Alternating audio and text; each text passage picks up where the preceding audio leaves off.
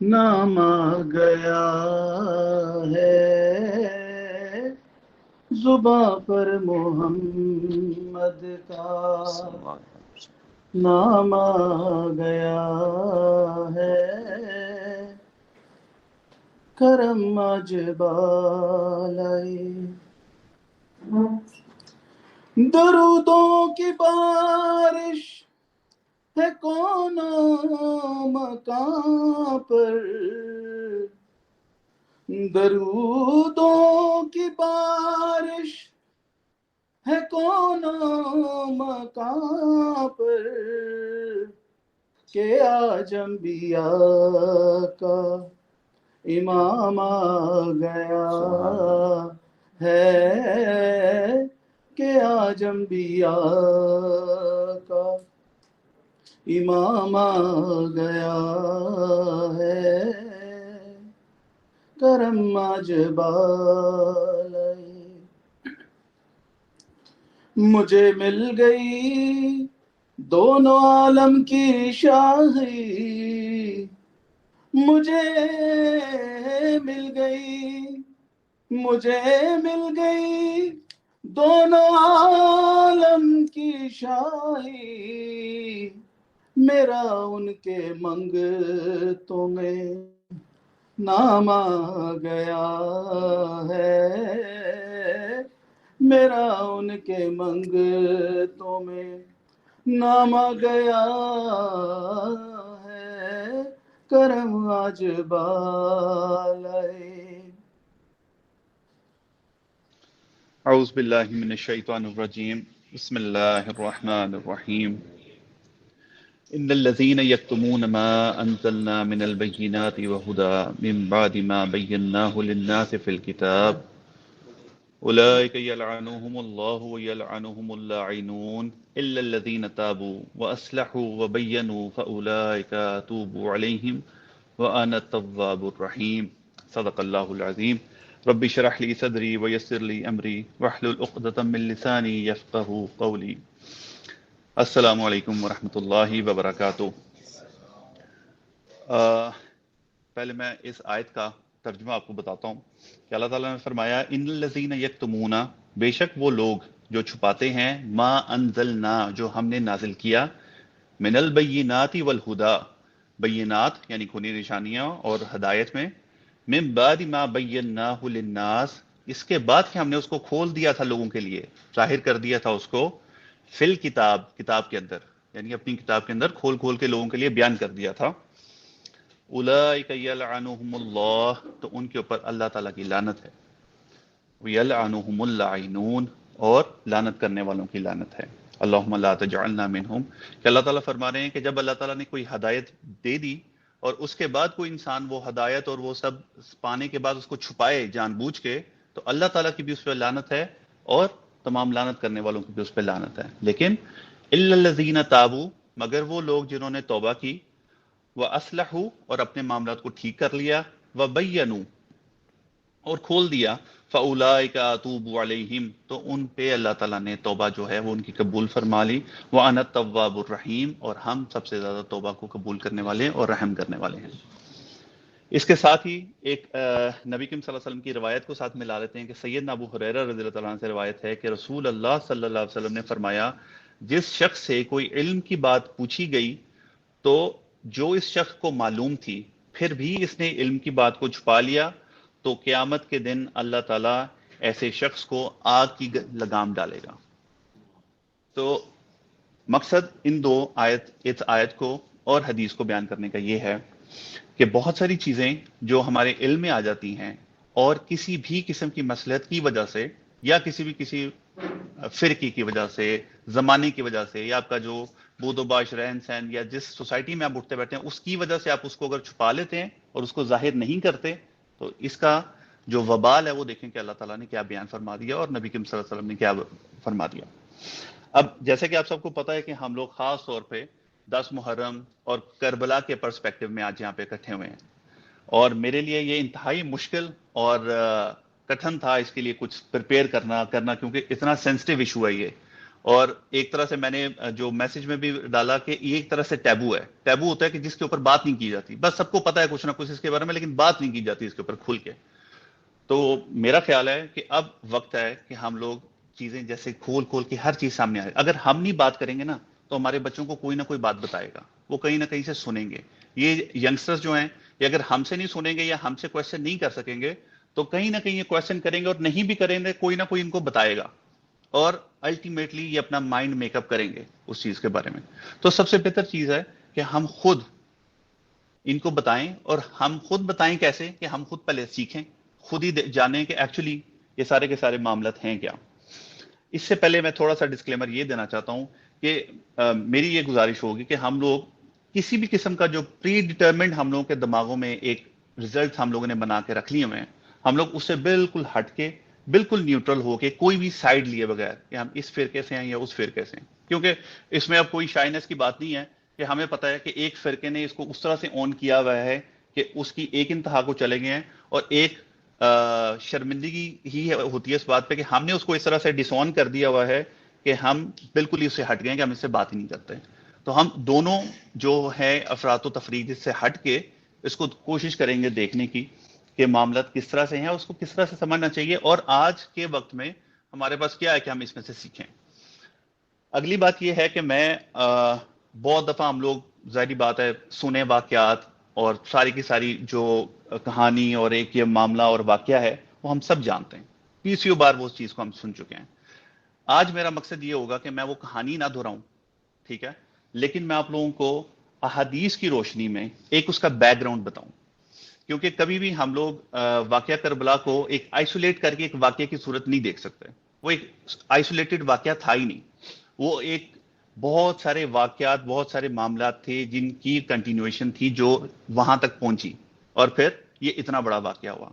اور یہ ہمارے لیے اتنا بڑا واقعہ کیوں ہونا چاہیے, اور ہمیں اتنا اس کے بارے میں کیوں پتا ہونا چاہیے, کیونکہ یہ وہ واقعہ ہے کہ جس کے اندر دو بہت بڑی باتیں ہوئی ہیں. ایک بہت بڑی بات تو یہ ہوئی ہے کہ جو اہل بیت ہیں, اللہ کے رسول صلی اللہ علیہ وسلم کی فیملی کے جو ہیں, ان کے ساتھ اتنا بڑا ظلم کا پہاڑ توڑا گیا کہ جس کی تاریخ میں مثال نہیں ملتی. یہ بہت بڑا واقعہ ہے, کائنات کا بہت بڑا واقعہ ہے کہ نبی کے نواسے کے ساتھ اور ان کے اہل بیت کے ساتھ جو معاملات آئے. اور دوسرا ہمارے لیے اس لیے ضروری ہے کہ یہ وہ واقعہ ہے جس کے بعد ایسے لگتا ہے ابھی تک تو ہمیشہ کے لیے اسلام سپلٹ ہو گیا, بہت بڑی دراڑ آ گئی اسلام کے اندر, جو ایک جمعیت تھی امت کی وہ ٹوٹ گئی. اس کے بعد پھر کبھی دوبارہ وہ اس طرح سے اکٹھے نہیں ہو سکے.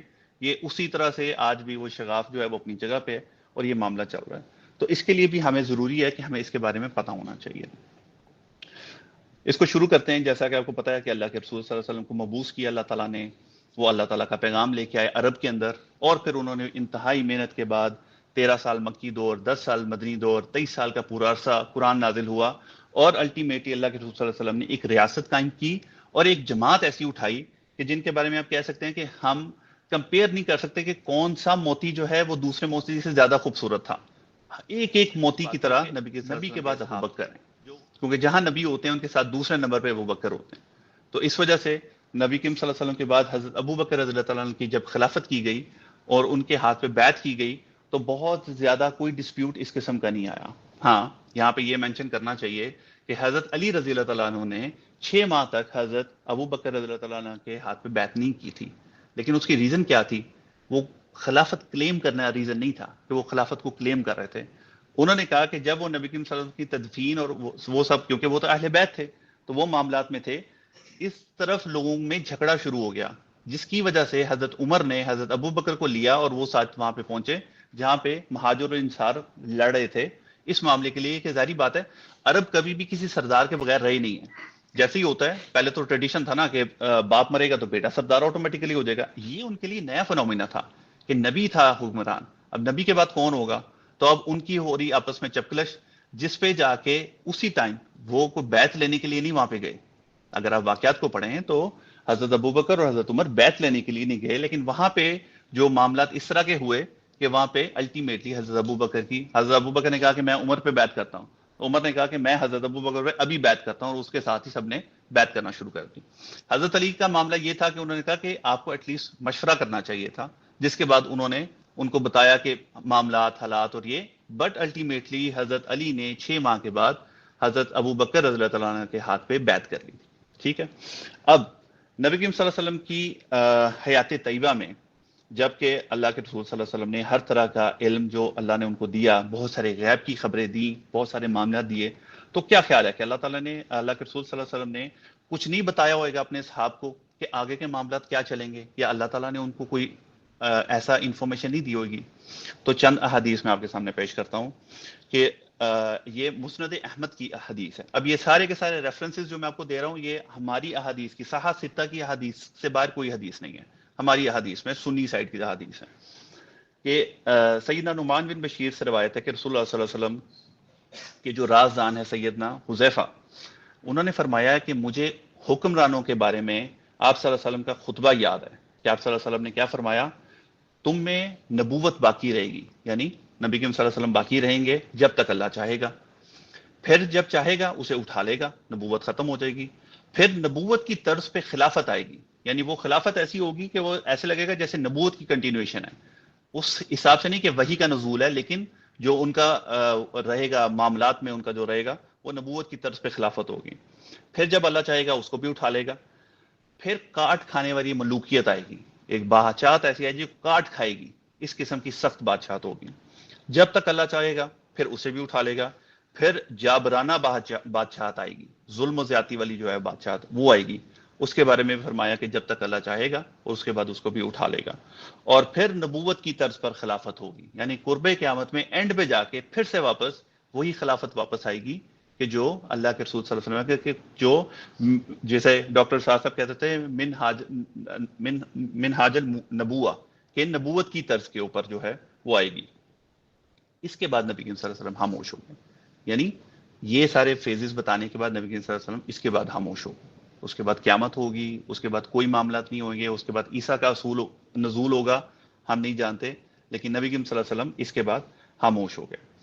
اس کے بعد حضرت سیدنا سفینہ نے حدیث بیان کی کہ رسول صلی اللہ علیہ وسلم نے ارشاد فرمایا، اب پچھلی جو حدیث ہے اس میں صرف بتایا کہ نبوت رہے گی، پھر خلافت آئے گی، پھر ملوکیت آئے گی. اس حدیث میں اسپیسیفکلی بتایا خلافت 30 سال رہے گی. نبی کریم صلی اللہ علیہ وسلم نے اپنی زندگی میں یہ پریڈکشن کی کہ 30 سال خلافت رہے گی، پھر اس کے بعد ملوکیت یعنی بادشاہت آ جائے گی 30 سال تک. اور پھر سیدنا سفینہ کہتے ہوتے کہ گنو، اپنے شاگردوں کو گنو، ابو بکر کے 2 سال، عمر کے 10 سال، عثمان کے 12 سال، علی کے 6 سال، یہ ہو گئے 30 سال پورے.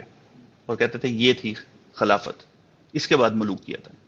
یہ اللہ کے رسول صلی اللہ علیہ وسلم کے جو صحابی ہیں یہ نبی کریم صلی اللہ علیہ وسلم سے مروی کرتے ہوئے کہتے ہوتے تھے کہ یہ اللہ کے نبی نے اس وقت کہتے. اب دیکھیے کہ اللہ کے رسول صلی اللہ علیہ وسلم کی اللہ تعالیٰ نے جب ان کو بتایا ایگزیکٹ 30 سال بنتے ہیں، اور 30 سال کے بعد پھر اس کے بعد معاملات جو ہیں وہ دوسری طرف جانا شروع ہو جاتے ہیں. اس کے بعد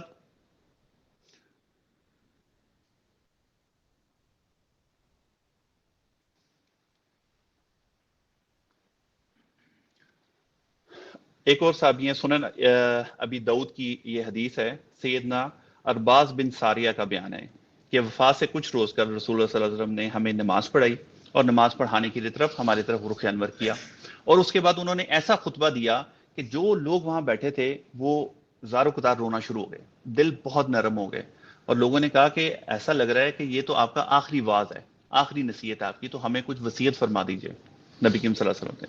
تو آپ رسول اللہ صلی اللہ علیہ وسلم نے فرمایا، میں تمہیں اللہ تعالیٰ سے ڈرتے رہنے اور اپنے حکمرانوں کی بات سننے اور اطاعت کرنے کی وصیت کرتا ہوں. ٹھیک ہے، خواہ کوئی حبشی غلام ہی تمہارے اوپر حکمران کیوں نہ بنا دیا جائے. اور اب دیکھیے آگے اللہ کے رسول صلی اللہ علیہ وسلم نے فرمایا کہ تم میرے بعد، جو بھی تم میں میرے بعد زندہ رہا وہ بہت اختلاف دیکھے گا. یعنی امت کو نبی کریم صلی اللہ علیہ وسلم بتا چکے تھے کہ تم میرے بعد بہت اختلاف دیکھو گے، دیکھنا اس اختلاف کے وقت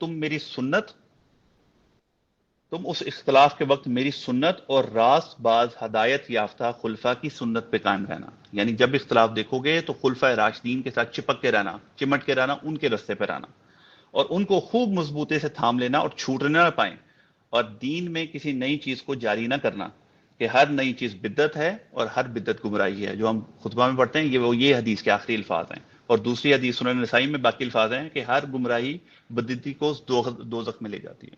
یعنی اللہ کے رسول صلی اللہ علیہ وسلم آلریڈی بتا رہے ہیں امت کو کہ تم بہت اختلاف دیکھو گے، اور جب اختلاف دیکھو گے تو تم نے کیا کرنا ہوگا، تمہیں خلفائے راشدین کے ساتھ رہنا ہوئے گا۔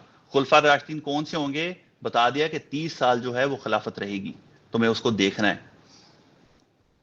اس کے بعد آپ دیکھیے کہ نبی کریم صلی اللہ علیہ وسلم ایک دن اپنے گھر سے نکلے، صحابی بتاتے ہیں کہ ہم لوگ ان کے ساتھ جب چل رہے تھے کہ رستے میں ان کا جوتا ٹوٹ گیا، اور جوتا ٹوٹ گیا تو حضرت علی کو انہوں نے جوتا دیا اس کو گانٹنے کے لیے، تو حضرت علی بیٹھ کے جوتا کاٹنے لگے۔ وہ چلتے چلتے تھوڑا آگے آگے تو نبی کریم صلی اللہ علیہ وسلم سب کو روک دیا کہ علی کا انتظار کریں گے، اور اس کے بعد وہاں پہ انتظار کرتے ہوئے جب وہاں ٹھہر گئے تو رسول صلی اللہ علیہ وسلم نے فرمایا تم میں ایک ایسا خوش نصیب شخص بھی ہے جو قرآن کی تفسیر کے لیے مسلمانوں سے قتال کرے گا۔ اب دیکھیے قرآن کی تفسیر کے لیے کہ قرآن کے اوپر ان کا ڈسپیوٹ ہو جائے گا، کوئی کچھ تفسیر کرے گا کوئی کچھ کرے گا، اس کے لیے وہ تم میں سے ایک ہوگا کہ جو مسلمانوں کے ساتھ قتال کرے گا، جنگ کرے گا۔ جیسا کہ مجھے قرآن کی تنزیل کے لیے، نازل ہونے کے لیے کفار سے قتال کرنا پڑا، اس طرح کا کرے گا۔ تو یہ سب سن کے بہت شوق میں آ گئے، اور ہر کوئی سے یہ تھا کہ شاید یہ خوش نصیب ہم ہیں۔ تو حضرت ابو بکر نے پوچھا کہ یا رسول اللہ صلی اللہ علیہ وسلم یہ میں ہوں؟ انہوں نے کہا نہیں۔ تو حضرت عمر نے پوچھا کہ یا رسول اللہ کیا یہ میں ہوں؟ انہوں نے پوچھا نہیں۔ تو انہوں نے پوچھا پھر کون ہے؟ تو انہوں نے کہا یہ وہ ہے جو میری جوتیاں گانٹ رہا ہے، یعنی حضرت علی رضی اللہ تعالیٰ عنہ۔ اور وہ کہتے ہیں کہ ہم بھاگے حضرت علی کی طرف کہ ان کو یہ خوشخبری سنائیں کہ اللہ کے رسول صلی اللہ علیہ وسلم نے آپ کے بارے میں کہا ہے۔ تو جب ہم نے ان کو بتایا تو وہ اس طرح سے مسکرائے کہ ہمیں لگا کہ ان کو پہلے سے یہ بات پتا تھی، یعنی اللہ کے رسول صلی اللہ علیہ وسلم نے پہلے سے ان کو پریپیئر کیا تھا، ان کو بتایا تھا۔ دیکھیے حضرت علی کو آپ یہ دیکھیے خلیفہ راشد ہیں وہ جو تھے، لیکن وہ پہلے مسلمان لانے والے، چاہے بچے ہیں آپ مختلف کر سکتے ہیں، لیکن وہ پہلے مسلمان لانے والوں میں سے ہیں، ٹھیک ہے۔ وہ نبی کریم صلی اللہ علیہ وسلم کی گھر میں پلنے والے، ان کی پرورش میں رہنے والے ہیں۔ نبی کریم صلی اللہ علیہ وسلم نے اپنے جگر کا گوشہ جو ہے وہ ان کے قد میں دیا ہوا ہے حضرت علی کے، اور نبی کریم صلی اللہ علیہ وسلم کی محبت اس قدر ہے کہ ان کے بعد اللہ کے نبی صلی اللہ علیہ وسلم آگے وہ حدیث آئے گی کہ ان کو اپنے اہل بیت میں باقاعدہ شامل فرمایا ہے ایک اسپیشل دعا کے ساتھ اللہ تعالیٰ کی طرف سے۔ تو یہ حضرت علی ہیں، یعنی کہ اللہ کے رسول صلی اللہ علیہ وسلم جو ہیں وہ امت کو تیار کر رہے ہیں، امت کو بہت ساری چیزوں کا پتہ ہے۔ اس کے بعد نبی کریم صلی اللہ علیہ وسلم کے بعد جیسے میں نے بتایا حضرت ابو بکر کا دور رہتا ہے، 2 سال کا دور ہے۔ مسلمانوں کے باہمی اختلاف اس طرح کے نہیں ہیں، بس جو مرتد ہو جاتے ہیں ان کے ساتھ حضرت ابو بکر کا معاملہ رہتا ہے جنگوں کا۔ 2 سال کے بعد حضرت عمر رضی اللہ تعالیٰ عنہ کی حکومت آتی ہے۔ عمر رضی اللہ تعالیٰ عنہ کو بائی نیم حضرت ابو بکر اپوائنٹ کر کے جاتے ہیں۔ آپ دیکھیں کہ خلیفہ کا اپوائنٹ کرنے کا کوئی سیٹ پیٹرن ہمیں نہیں بتایا گیا۔ اللہ کے رسول صلی اللہ علیہ وسلم نے کوئی وسیع، کوئی اپنا جو ہے جانشین کوئی مقرر نہیں کیا، کہ یہ امت جو ہے اس کو انہوں نے اتنا میچور کیا کہ یہ خود اپنا جو حکمران ہے وہ چنے گی، اور یہ کسی غلط آدمی پہ اتفاق نہیں کرے گی۔ حضرت عمر کا دور آیا۔ اب حضرت عمر کا دور، حضرت عمر انتہائی زبردست ایڈمنسٹریٹر، بہت زبردست ان کا کنٹرول، اور 10 سال کے اندر انہوں نے سلطنت جو ہے اس کی سرحدیں کہاں کی کہاں پہنچا دی، بہت سارے نئے سسٹم جو متعارف کرا دیے جو آج بھی دنیا میں رائج ہیں۔ تو یہ حضرت حضرت عمر رضی اللہ عنہ کا دور تھا۔ اوور آل حضرت عمر کے دور میں، اور میں یہاں پہ یہ بھی مینشن کر دوں کہ ابو بکر کے مشیر بھی حضرت علی، عمر اور عثمان تھے۔ حضرت عمر جب آئے تب بھی عثمان اور علی ان کے مشیران میں تھے۔ حضرت عمر رضی اللہ تعالیٰ عنہ جو ہیں کبھی بھی حضرت علی کو کسی جنگ پہ نہیں جانے دیتے تھے، اپنے ساتھ رکھتے تھے کہ مجھے پیچھے مشورہ چاہیے ہوئے گا تو میں علی سے کروں گا، اور علی سے مشورے کے بغیر حضرت عمر کوئی کام نہیں کرتے تھے۔ تو یہ حضرت عمر تھے۔ حضرت عمر کے دور میں ایک دفعہ صحابی فرماتے ہیں، حضرت سیدنا حذیفہ بن جبان فرماتے ہیں کہ ایک دفعہ ہم حضرت عمر بن خطاب کی صحبت میں بیٹھے تھے، یہ صحیح بخاری اور صحیح مسلم کی حدیث ہے۔ آپ نے فرمایا کہ فتنوں کے بارے میں مجھے بتاؤ۔ تو حضرت حذیفہ نے کہا کہ آدمی کا آل، اولاد، مال، یہ سب فتنہ ہوتا ہے، اور وہ جب نماز پڑھتا ہے یا حج کرتا ہے تو وہ فتنے سے جو ہے وہ بچ جاتا ہے۔ حضرت ابو بکر نے کہا یہ نہیں، مجھے وہ فتنے بتاؤ، وہ فتنے بتاؤ کہ جس میں جو سمندر کی موجوں کی طرح ٹھاٹھے مارتا ہوا اور زلزلوں کی شدت کے ساتھ آتا ہوا فتنہ ہے، مجھے اس فتنے کے بارے میں بتاؤ۔ تو حضرت حذیفہ عرض کرتے ہیں کہ اے امیر المومنین، آپ کو اس فتنے سے کیا خطرہ، یعنی آپ کو اس سے تو کوئی خطرہ نہیں ہوئے گا۔ آپ نے فرمایا اس عظیم، آپ اور اس فتنے کے درمیان ایک دروازہ ہے جو کہ بند ہے۔ تو حضرت سیدنا عمر رضی اللہ عنہ نے پوچھا کہ وہ دروازہ کھولا جائے گا یا توڑ دیا جائے گا؟ تو حضرت حذیفہ نے فرمایا کہ نہیں، وہ توڑ دیا جائے گا۔ تو حضرت عمر نے کہا کہ اس کا مطلب ہے کہ وہ پھر بند نہیں ہوگا، یعنی جب فتنوں کے درمیان ایک دروازہ ٹوٹ جائے گا، بند کھولا نہیں جائے گا، ٹوٹ جائے گا، پھر وہ بند نہیں ہوئے گا، وہ پھر کھلا رہے گا. تو حضرت حذیفہ نے کہا کہ بالکل ایسا ہی معلوم ہوتا ہے کہ وہ پھر کبھی بند نہیں ہوئے گا. اس کے بعد تابعین کہتے ہیں کہ ہم نے پوچھا کہ کیا سیدنا عمر رضی اللہ تعالیٰ کو پتا تھا کہ وہ دروازہ کیا ہے؟ حضرت حذیفہ کہتے ہیں کہ ہاں، مجھے لگتا ہے کہ ان کو پتا ہے کہ اس دروازے سے کیا مراد ہے. پھر کسی کی ہمت نہیں ہوئی کہ وہ پوچھے حضرت حذیفہ سے کہ وہ دروازہ کیا ہے، کہ بعد میں ان کے شاگرد ایک مسروق تھے، انہوں نے پوچھا کہ حذیفہ مجھے بتائیے کہ وہ دروازہ کیا ہے. تو انہوں نے کہا کہ وہ دروازہ خود عمر ہے. یعنی عمر رضی اللہ تعالیٰ عنہ وہ دروازہ تھے کہ جس کے بعد تمام فتنوں نے اپنے سر اٹھا لیا تھا. یعنی اللہ تعالیٰ نے ان کو وہ مضبوطی عطا فرمائی تھی کہ حضرت عمر کے ہوتے تک کوئی اس طرح کا فتنہ جو ہے امت میں کھڑا نہیں ہو پایا تھا کہ جس سے امت جو میں انتشار پھیل جاتا ہوں. اس کے بعد ایک دفعہ حضرت عمر کے دور میں حضرت عمر جمعہ کا خطبہ دے رہے تھے، اور اس میں رسول اللہ صلی اللہ علیہ وسلم اور حضرت ابو بکر کے بارے میں بہت ذکر خیر فرما رہے تھے. اور پھر فرماتے ہیں کہ میں نے خواب میں دیکھا ہے کہ ایک مرغ مجھے 3 دفعہ ٹھونگے مار رہا ہے، اور میں اس کی تعبیر یہ کرتا ہوں کہ میرا وقت قریب ہے اور مجھے شہید کر دیا جائے گا. حضرت عمر رضی اللہ عنہ کہتے ہیں. اور اس کے بعد انہوں نے فرمایا کہ لوگ مجھے یہ مشورہ دے رہے ہیں کہ میں اپنا کوئی جانشین مقرر کر دوں، کہ میں مقرر کر دوں اپنے بعد، لیکن میں اپنی موت کے بعد ان 6 آدمیوں کے علاوہ کسی کے نام کے اوپر میں یہ نہیں کروں گا کہ ان 6 آدمیوں سے باہر تم اپنا کسی خلیفہ چنو. یعنی میں کمیٹی بناؤں گا 6 آدمیوں کی، اور یہ 6 آدمی وہ آدمی میں چنوں گا. ان کا کرائیٹیریا کیا ہے کہ جن کے بارے میں مجھے پتا ہے کہ نبی کریم صلی اللہ علیہ وسلم اپنی آخری زندگی کے آخری سانس تک ان سے خوش اور راضی گئے ہیں. تو ان کے علاوہ میں کسی کو نامینیٹ نہیں کروں گا، اور تم اس میں سے باہر کسی کو خلیفہ نہیں چنو گے. اس کے بعد نبی کی حضرت عمر رضی اللہ عنہ 6 افراد کرو اپنی، اور آگے فرمایا اور مجھے معلوم ہے کہ بعض لوگ اس امر خلافت میں تان کریں گے. یعنی بعض لوگ ایسے ہوں گے کہ جو یہ 6 آدمیوں کی کمیٹی بنائی ہے اس پہ ضرور کریں گے کہ ہمارا حق بنتا ہے، ان کو نہیں ہونا چاہیے تھا، یا اس پہ تنقید کریں گے. اب ان کے بارے میں وہ کیا کریں؟ یہ وہی لوگ ہیں جن کو میں نے اسلام کی خاطر، یعنی ان کے اسلام قبول کرنے سے پہلے اپنے ان ہاتھوں سے مارا ہے، ان کے بارے میں کہہ رہے ہیں. اب یہ آپ کہہ لیں کہ اس طرف اشارہ ہے کہ آپ کو پتا ہے کہ جب فتح مکہ ہوا، فتح مکہ کے بعد موسٹلی جو مین چنگ تھا، جو بڑا چنگ تھا مشرکین کا، خاص طور پہ مکہ کے مشرکین کا، وہ تب مسلمان ہوا کہ جب فتح مکہ ہو چکا تھا. اور فتح مکہ کے بعد آپ کہہ لیں کہ اس کے بعد کوئی ان کے پاس چوائس نہیں تھی. تو حضرت عمر نے ایک اشارہ دیا کہ وہ لوگ تمہیں تنقید کریں گے جن کو میں نے اپنے ہاتھوں سے مار مار کے اسلام میں داخل کیا ہوا ہے، اسلام سے پہلے مارا ہوا ہے، اور وہ تم پہ تنقید کریں گے. اور اس کے بعد انہوں نے وہ 6 آدمیوں کے نام بتائے. اس میں تھا آپ رضی اللہ عنہ فرمایا سیدنا علی رضی اللہ تعالیٰ عنہ، سیدنا عثمان، سیدنا زبیر، سیدنا طلحہ، سیدنا سعد اور سیدنا عبد الرحمن ابن عوف. ان 6 آدمیوں کے بارے میں حضرت عمر رضی اللہ تعالیٰ نے وصیت فرمائی کہ ان سے باہر اپنا خلیفہ نہ چننا. اس کے بعد سیدنا عبداللہ بن عباس. اب آپ دیکھیے، ابھی تک آپ دیکھیں کہ صحابہ کا معاملہ آپس میں کیسا چل رہا ہے اور وہ کس طرح سے ایک دوسرے کے ساتھ سنک ہیں ہر معاملے میں. سیدنا ابن عباس عبداللہ ابن عباس فرماتے ہیں کہ میں لوگوں کے ہمراہ سیدنا عمر بن خطاب کی میت کے پاس کھڑا تھا. اب ان کی حضرت عمر کی شہادت ہو جاتی ہے کہ پیچھے سے ایک آدمی آیا اور اس نے میرے کندھے پہ اپنی کونی رکھی اور انہوں نے کہا کہ اللہ تعالیٰ آپ سیدنا عمر رضی اللہ تعالیٰ عنہ پہ رحم فرمائے. مجھے شروع سے ہی یہ امید واثق تھی کہ اللہ تعالیٰ آپ رضی اللہ تعالیٰ عنہ کو اپنے دونوں ساتھیوں یعنی رسول اللہ صلی اللہ علیہ وسلم اور حضرت ابو بکر کے ساتھ اکٹھا فرما دے گا. کیونکہ میں اکثر رسول صلی اللہ علیہ وسلم یہی سنا کرتا تھا، آپ صلی اللہ علیہ وسلم فرمایا کرتے میں اور ابو بکر اور عمر تھے، میں اور ابو بکر اور عمر نے یہ کیا، میں اور ابو بکر اور عمر گئے. تو یعنی نبی کریم صلی اللہ علیہ وسلم اتنا ریپیٹ کرتے تھے کہ میں میرے ساتھی ابو بکر اور عمر میرے ساتھ ہیں کہ وہ کہتے ہیں کہ مجھے تھا کہ یہ ضرور اکٹھے ہو جائیں گے. تو میں توقع رکھتا تھا کہ اللہ تعالیٰ آپ کو ان دونوں ساتھیوں کے ساتھ موت کے بعد بھی اکٹھا فرما دے گا. سیدنا عبداللہ ابن عباس کو بیان کرتے ہیں جب میں نے مڑ کے اس شخص کی دیکھا تو یہ سیدنا علی ابن ابی طالب سے، یعنی حضرت سیدنا ابن ابی طالب جو ہیں وہ ان کی میت پہ کھڑے ہو کے کہہ رہے ہیں کہ مجھے پتا تھا کہ ان کو اللہ تعالیٰ اپنے جو ساتھی ہیں ان کے ساتھ ملا دے گا. تو ساتھی کچھ عام نہیں ہے، اللہ کے رسول صلی اللہ علیہ وسلم، ابو بکر رضی اللہ تعالیٰ عنہ، ان کے ساتھ حضرت عمر کو، یہ یعنی کہ حضرت عمر کی وفات پہ حضرت علی کا یہ ان کے بارے میں قول ہے. اس کے بعد حضرت سیدنا محمد بن حنفیہ، یہ حضرت علی کی دوسری بیوی میں سے بیٹے تھے.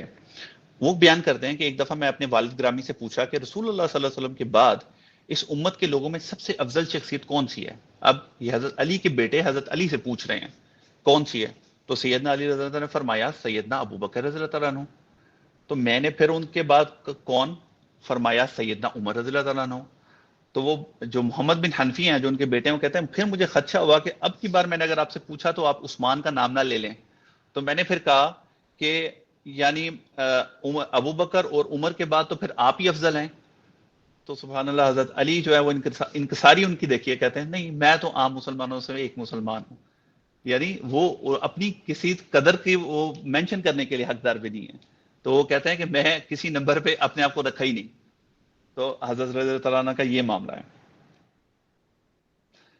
اب میں آپ کو بتاتا ہوں کہ حضرت عمر کا جو دور کا اس کا آخری جو ایک تھا واقعہ، یہ بڑا عجیب و غریب ہے کہ عمر رضی اللہ تعالیٰ نے اپنے جو موزن تھے ان کو بھیجا ایک پادری کے پاس اور پوچھا کہ جا کے اس سے پوچھو پادری سے کہ کیا تمہاری کتابوں میں مسلمانوں کے امیر کا کوئی ذکر ہے کسی قسم کا؟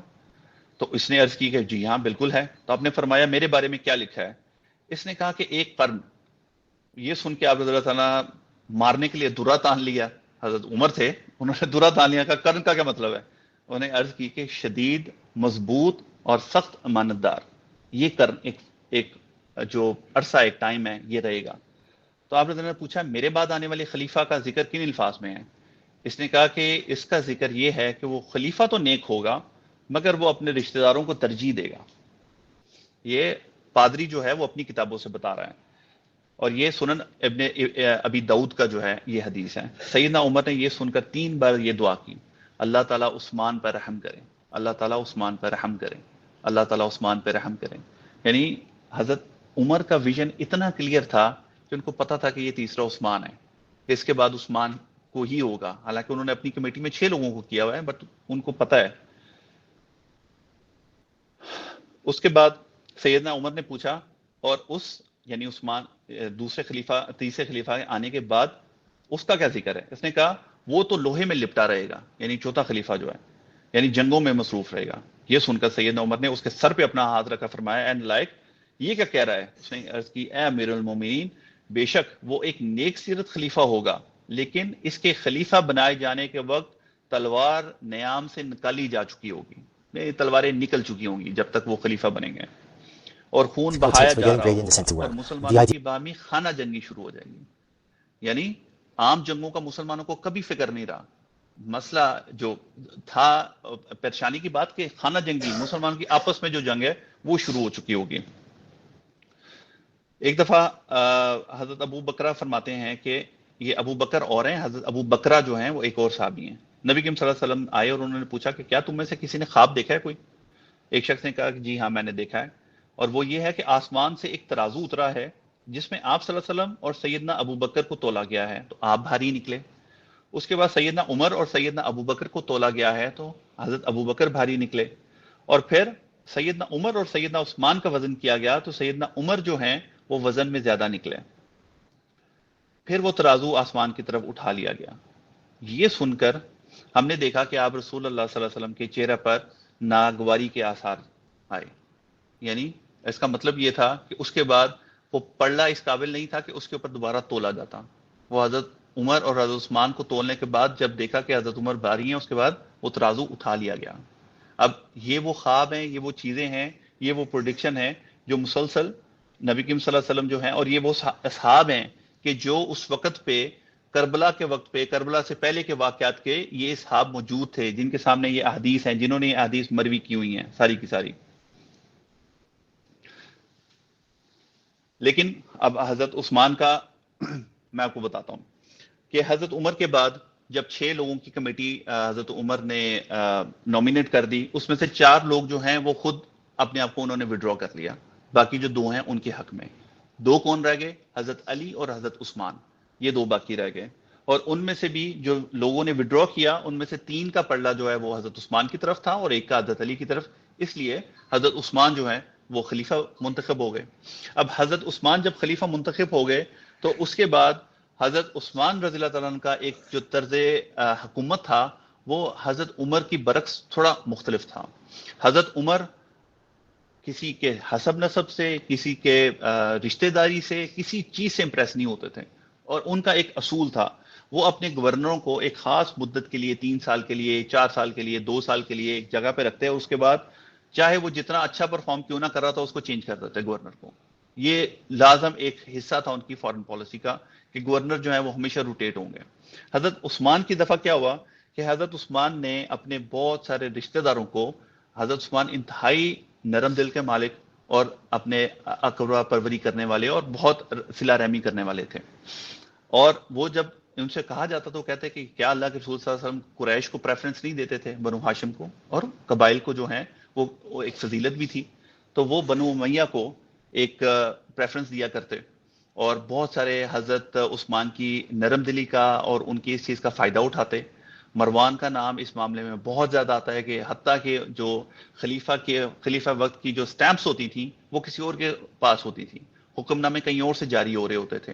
ہاں، جب حضرت عثمان کے پاس کوئی شکایت کسی قسم کی پہنچتی تھی وہ اس پہ ایکشن ضرور لیتے، بٹ اوور آل جو کنٹرول ہے وہ حضرت عثمان سے بہت زیادہ باہر جا چکا تھا. اب ان معاملات میں ابھی بھی حضرت علی جو ہیں وہ حضرت عثمان کے مشیر ہی تھے. اور چند واقعات ایسے ملتے ہیں کہ جیسے ایک دفعہ حضرت عثمان رضی اللہ تعالیٰ نے یہ حکم جاری کیا کہ حج تمتع یعنی ایک ہی سفر میں حج اور عمرہ جو ہے وہ کوئی نہیں کرے گا، یہ منع کیا. تو حضرت علی رضی اللہ تعالیٰ جو ہے وہ آئے اور انہوں نے حضرت عثمان کو کہا کہ اللہ کے رسول صلی اللہ علیہ وسلم نے حج تمتع جو ہے وہ کیا بھی ہے، کیا نہیں ہے، حج تمتع کی ترغیب دی ہے، اور کہا کہ اگر مجھے پہلے پتا ہوتا، جب مجھے اب پتا ہے تو میں حج تمتع کرتا، تو آپ کیسے اس کو ختم کر سکتے ہیں. تو حضرت عثمان نے ان کی ایڈوائس لینے سے انکار کر دیا، لیکن حضرت علی فرم رہے کہ میں اس پہ کہوں گا، اور وہاں پہ کھڑے ہو کے انہوں نے اعلان کر دیا کہ میں حج تمتع کی نیت کرتا ہوں، اور حضرت عثمان نے جو ہے وہ وڈرا کیا. یعنی حضرت علی جو ہیں آخر وقت تک، جب باغیوں نے حضرت عثمان رضی اللہ عنہ کا پورا محاصرہ کر لیا اور وہ چڑھ دوڑے، اور انہی وجہ سے ان کی پلی یہی تھی کہ حضرت عثمان جو ہیں ان کے فیصلے لوگ اور کر رہے ہیں، ان کے جو اختیارات ہیں وہ اور لوگ استعمال کر رہے ہیں، اس کی وجہ سے طریقہ کار غلط تھا. پلی ٹھیک تھی لیکن طریقہ کار غلط تھا کہ انہوں نے خود قبضہ کر لیا. حضرت علی نے حضرت حسن و حسین کو بھیجا کہ تم عثمان کے دروازے پہ جا کے کھڑے ہو، اور تمہارے زندہ رہتے ہوئے عثمان کو ہاتھ بھی نہیں لگنا چاہیے، اس کا بال بھی بینکا نہیں ہونا چاہیے، کہ حضرت علی اپنے بیٹوں کو بھیج رہے ہیں. یہی وہی نواسے رسول جن کو اللہ کے رسول صلی اللہ علیہ وسلم کہ یہ جنت کے باغوں کے پھول ہیں، جنت کے سردار، جو نوجوان ہیں ان کے سردار ہیں. اس کے بعد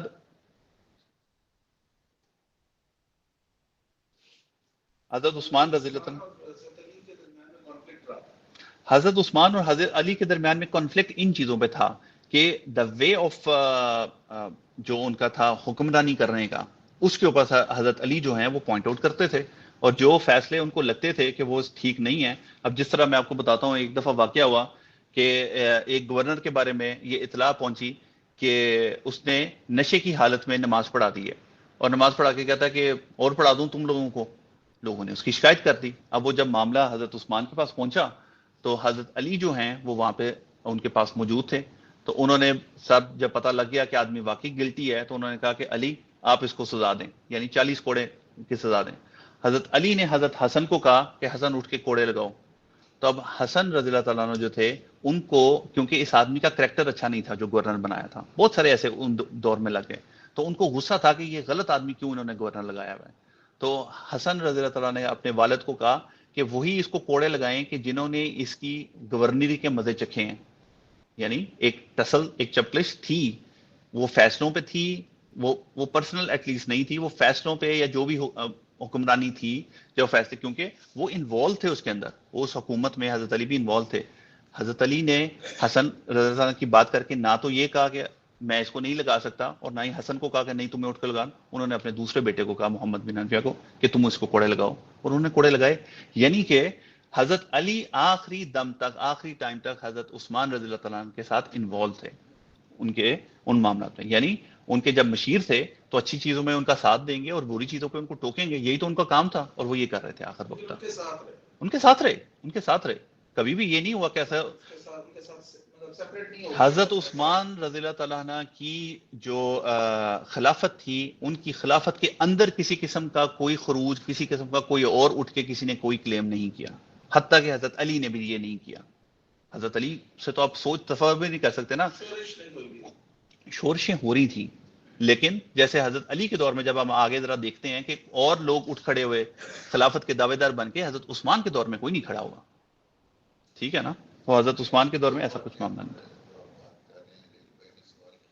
جی جی نمبر ایک تو پہلے جو آپ نے بات کی کہ 30 سال کے بعد خلافت کے بعد ملوکیت آنی تھی، تو یہ گریجول ہوتا ہے. گریجول ایک دم تھوڑی ہوتا ہے کہ سب ٹھیک چل رہا ہے اور ایک دم سے آگے وہ ملوکیت شروع ہو جاتی ہے. دوسری بات یہ کہ اس کو آپ مخالفت نہیں کہہ سکتے، ڈفرینس آف اوپینین، ہاں نقطہ نظر بالکل کا اختلاف یا دوسرا نقطہ نظر رکھنا، یہ کہہ سکتے ہیں. یہ جو آپ بات کہہ رہے ہیں کہ ان کی جو حکمرانی کا جو انداز تھا یا وہ رولرشپ تھی، اس پہ اختلافات تھے. دیکھیے ڈفرینس آف اوپینین، ہاں حضرت عثمان رضی اللہ تعالیٰ عنہ کے دور تک یہ ڈفرینس آف اوپینین بالکل تھا کہ آپ گورنرز کو کس کرائٹیریا پہ لگا رہے ہیں، آپ گورنرز کو کس حد تک اکاؤنٹیبلٹی کر رہے ہیں نہیں کر رہے، یہ ڈسپیوٹس تھے بالکل تھے. جی ان کا ملان زیادہ تھا، وہ دیکھ لیے وہاں حدیث میں اللہ کے رسول صلی اللہ علیہ وسلم نے فرما دیا کہ ان کا ملان رشتہ داروں کی طرف تھا. تو یہ دیکھیے جتنے بھی صحابی ہیں، جیسے میں نے آپ کو شروع میں کہا کہ ہر صحابی کا ایک دوسرے کے ساتھ کوئی کمپیریزن کیا ہی نہیں جا سکتا. دو بھائی گھر میں ایک جیسے نہیں ہوتے، دو انسان ایک جیسے نہیں ہوتے. ہر ایک جو ہے وہ کہا کہ انتہائی نیک خلیفہ ہوگا، لیکن اس کا رجحان اپنے رشتہ داروں کی طرف زیادہ ہوگا. ٹھیک ہے،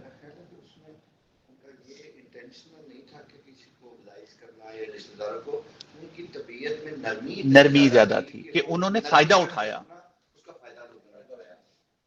لیکن دیکھیے ہوتا کیا ہے کہ جس وقت حکمران اپنی کرسی پہ بیٹھا ہوا ہے نا، اب اس کا فائدہ کوئی بھی اٹھائے گا نا، وہ وبال. حضرت عمر جب کہتے ہیں کہ فرات کے کنارے بھی کتا مرا تو عمر سے پوچھا جائے گا، تو پھر ذمہ داری حکمران کو لینی پڑتی ہے. بالکل بالکل.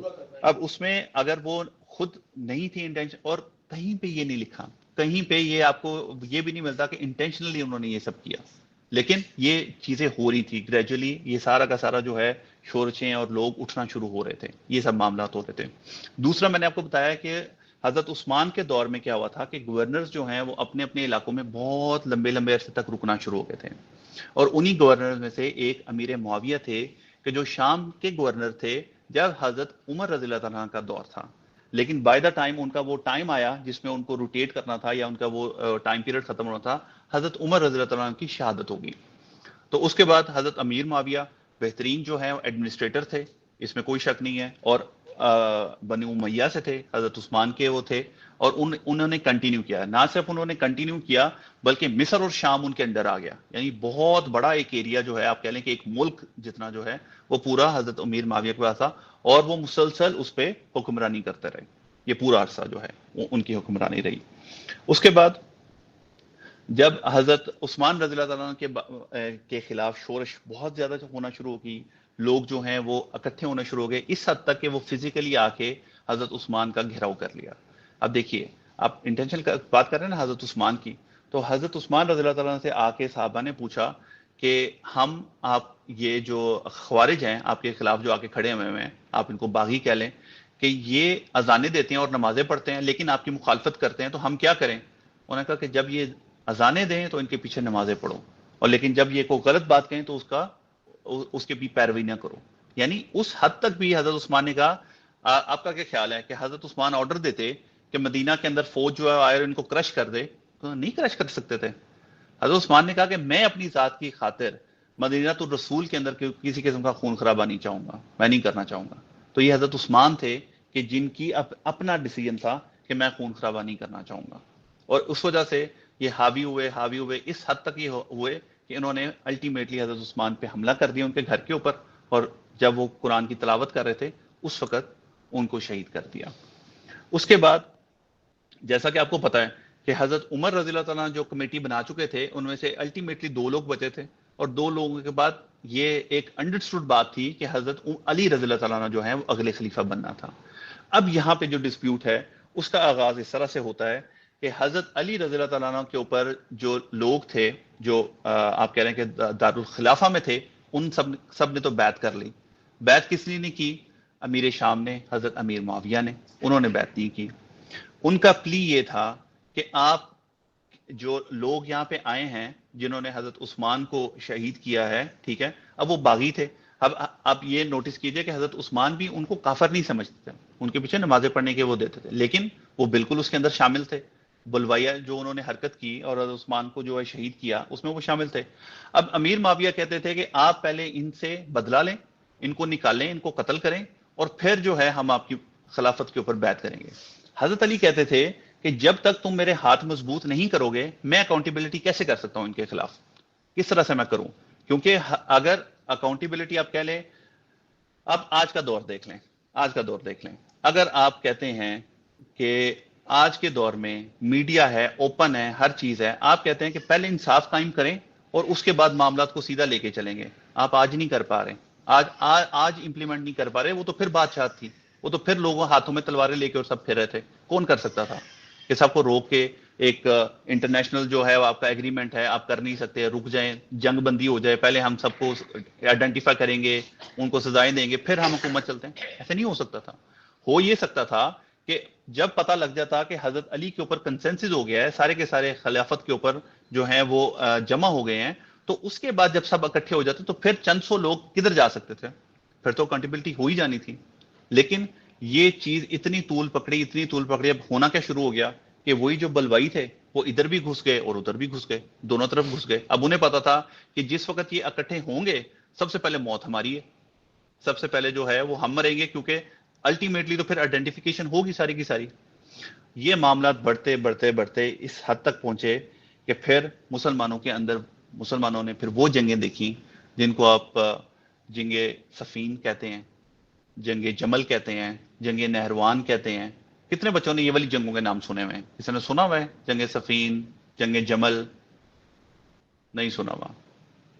تو اگر آپ نے نہیں سنا ہو تو آپ کو بالکل آئیڈیا نہیں ہے کہ یہ جنگیں کن کے درمیان میں ہوئی ہوں گی. پتہ ہے کون سی جنگ؟ اوکے ٹھیک ہے. ہاں بھائی بچوں، ادھر سے کوئی ہے جس کو پتہ ہے؟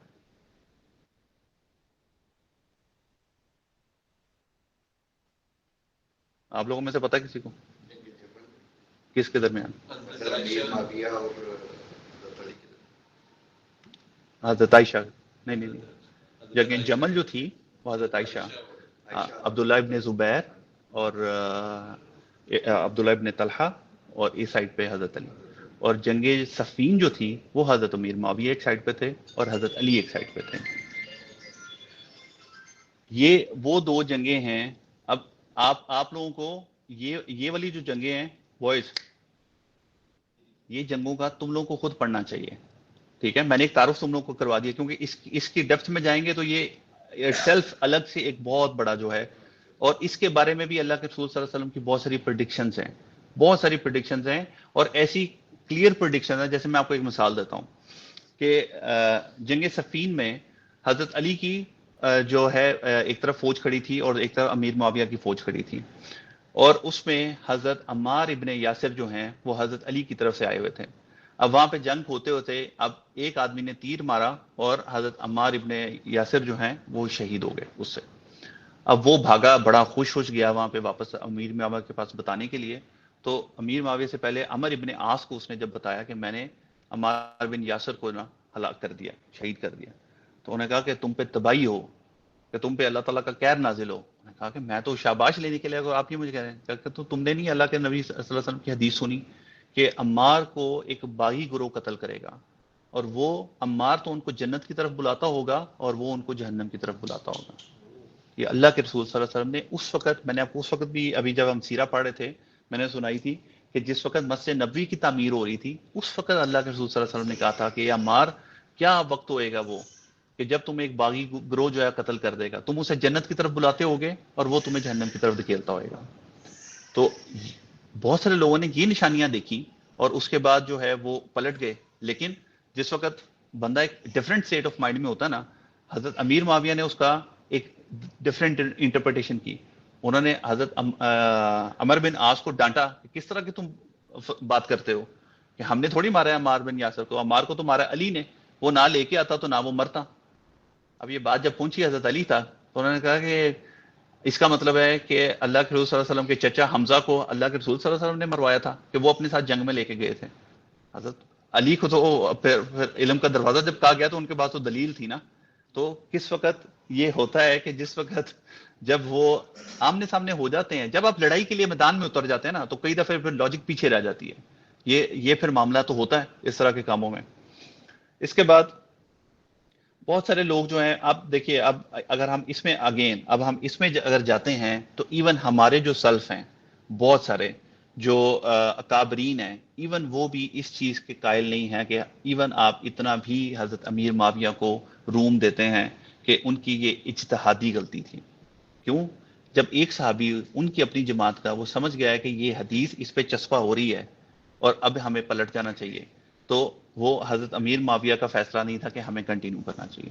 ہم یہاں پہ کسی پہ فتویٰ نہیں لگاتے, ہم یہاں پہ یہ نہیں کہیں گے کہ وہ غلط تھا یا وہ صحیح تھا. ہم اپنے آپ کو اس جگہ پہ کھڑا کریں گے کہ جب اللہ کے رسول صلی اللہ علیہ وسلم کی حدیث سامنے آ جاتی ہے, یا آج ہم اتنے سالوں بعد بیٹھ کے اوپر سے جسے کہتے ہیں برڈ ویو جو ہے وہ دیکھ رہے ہیں, تو اس وقت ہمیں پتہ لگتا ہے کہ ہمیں کس سائڈ پہ ہونا چاہیے تھا. بہت سارے ہمارے جو سلف ہیں وہ کہتے ہیں کہ آج اگر وہ واقعہ ہوتا تو ہم حضرت علی کی سائڈ پہ کھڑے ہوتے اور ہم علی کی سائڈ پہ ہی کھڑے ہوتے. کیوں؟ اللہ کے رسول صلی اللہ علیہ وسلم نے فرمایا کہ قرآن علی کے ساتھ ہے اور علی قرآن کے ساتھ ہے, یہ کبھی یہ جدا نہیں ہوئیں گے. تو یہ جب علی کے بارے میں اللہ کے رسول صلی اللہ علیہ وسلم نے فرما دی تو پھر تو بنتا ہی نہیں ہے. ابھی آگے آئے گا وہ, ہاں وہ بھی آ رہا ہے آگے.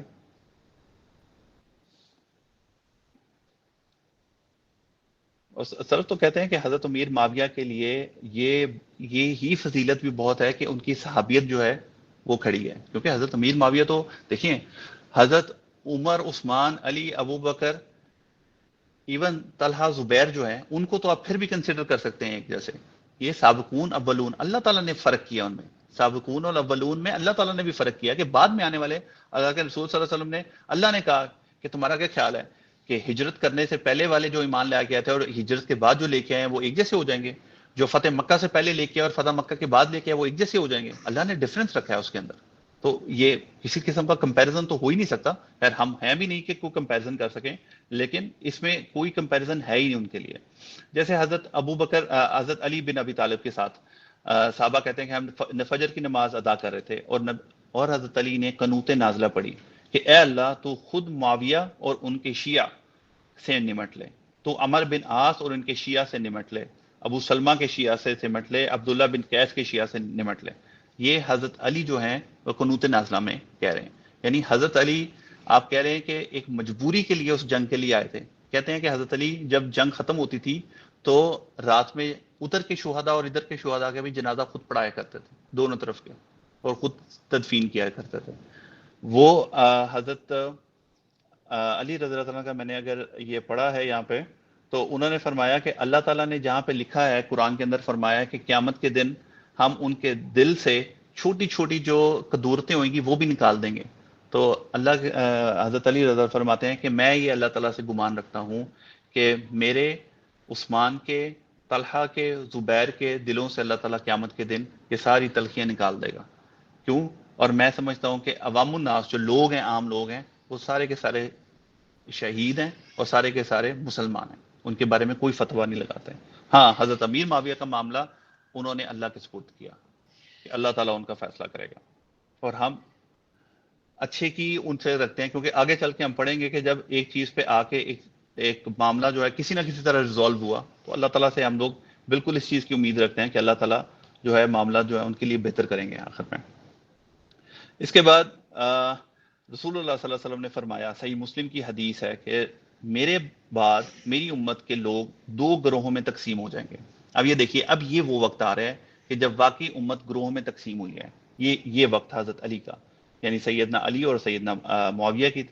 پھر ان دونوں مسلمان گروہ کے اندر سے ایک تیسرا فرقہ نکلے گا, یعنی خوارج کا.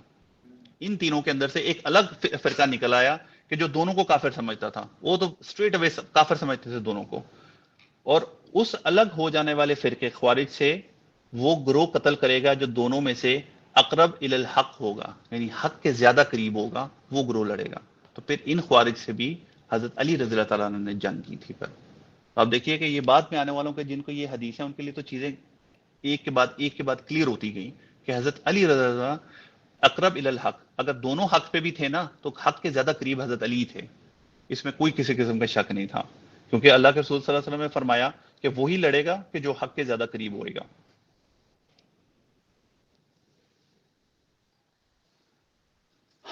رسول اللہ صلی اللہ علیہ وسلم ایک دفعہ ایک سفر میں تھے اور وہاں پہ سیدنا علی رضی اللہ تعالیٰ عنہ اور حضرت عمار ابن یاسر ان کے ساتھ تھے، اور وہ دونوں لیٹے ہوئے تھے، اور جب اللہ کے رسول صلی اللہ علیہ وسلم آئے اور انہوں نے پاؤں سے دونوں کو اٹھایا اور حضرت علی کے مٹی لگی ہوئی تھی، انہوں نے کہا اے ابو تراب، یہ لقب نبی کریم صلی اللہ علیہ وسلم دیا جو ان کو بہت پسند تھا، اور جس لقب کو وہ پیش کر کے بعد کے اموی جو حکمران تھے سب وہ شتم کیا کرتے تھے، اور صحابہ بیٹھ کے کہتے تھے ہم کیسے اس نام کے ساتھ سب وہ شتم کریں علی کے اوپر، کہ یہ تو ان کا پسندیدہ نام تھا جو اللہ کے رسول صلی اللہ علیہ وسلم نے رکھا تھا ان کے لیے۔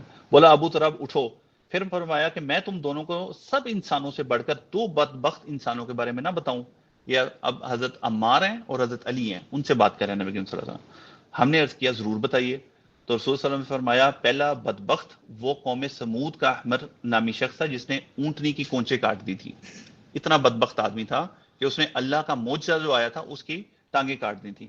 اور دوسرا بدبخت شخص وہ ہے اے علی جو تیرے سر پر تلوار سے ضرب لگائے گا اور تیری داڑھی کو خون سے رنگ دے گا، یعنی کہ اللہ کے رسول صلی اللہ علیہ وسلم نے علی کو بتایا کہ آپ کی شہادت ہوگی، لیکن جو آپ کی شہادت کرے گا نا اس کا مقام وہ ہوگا جو سمود کے اندر اس آدمی کا تھا کہ جس نے جب اونٹنی قتل کی تو اس کے بعد عذاب آ گیا تھا اس قوم کے اوپر، اس کے بعد اس کا قصہ تمام ہو گیا تھا، تو اتنا ہی بدبخت وہ آدمی ہوگا، کیونکہ علی کو جو شہید کرے گا تو اس کے بعد پھر کیا رہے گا امت کے اندر؟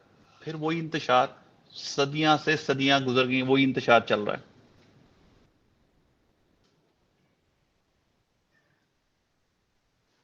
اس کے بعد اور بھی بہت ساری احادیث جو ہیں جس کے اندر میں آپ کو یہ بتاؤں کہ اب دیکھیے بہت سارے صحابہ جلیل القدر صحابہ ایسے تھے کہ جنہوں نے جب یہ جنگیں ہوئیں صفین کی اور دوسری جو ہے جمل، تو اس کے اندر وہ نیوٹرل رہے، وہ کسی طرف نہیں آئے، لیکن جیسے ہم کہہ رہے ہیں نا کہ آج ہم اتنا ٹائم گزرنے کے بعد سب واقعے جب سامنے آ جاتے ہیں، تو حضرت عبداللہ ابن عمر جلیل القدر صحابی ہیں، یہ وہ صحابی ہیں کہ جب 6 کی کمیٹی بنائی تھی نا تو صرف ان کو حضرت عمر نے اس وجہ سے کمیٹی سے باہر رکھا تھا کہ ان کے بیٹے تھے، کہ میں اپنے بیٹے کو اس کمیٹی میں نہیں رکھوں گا، لیکن چونکہ ان کو اپنے اس کا پتہ تھا لیول کا، تو انہوں نے کہا البتہ عبداللہ ابن عمر سے مشورہ ضرور رکھیں آپ، صرف دلجوئی کے لیے، لیکن ان کا نام کمیٹی میں نہیں رکھا۔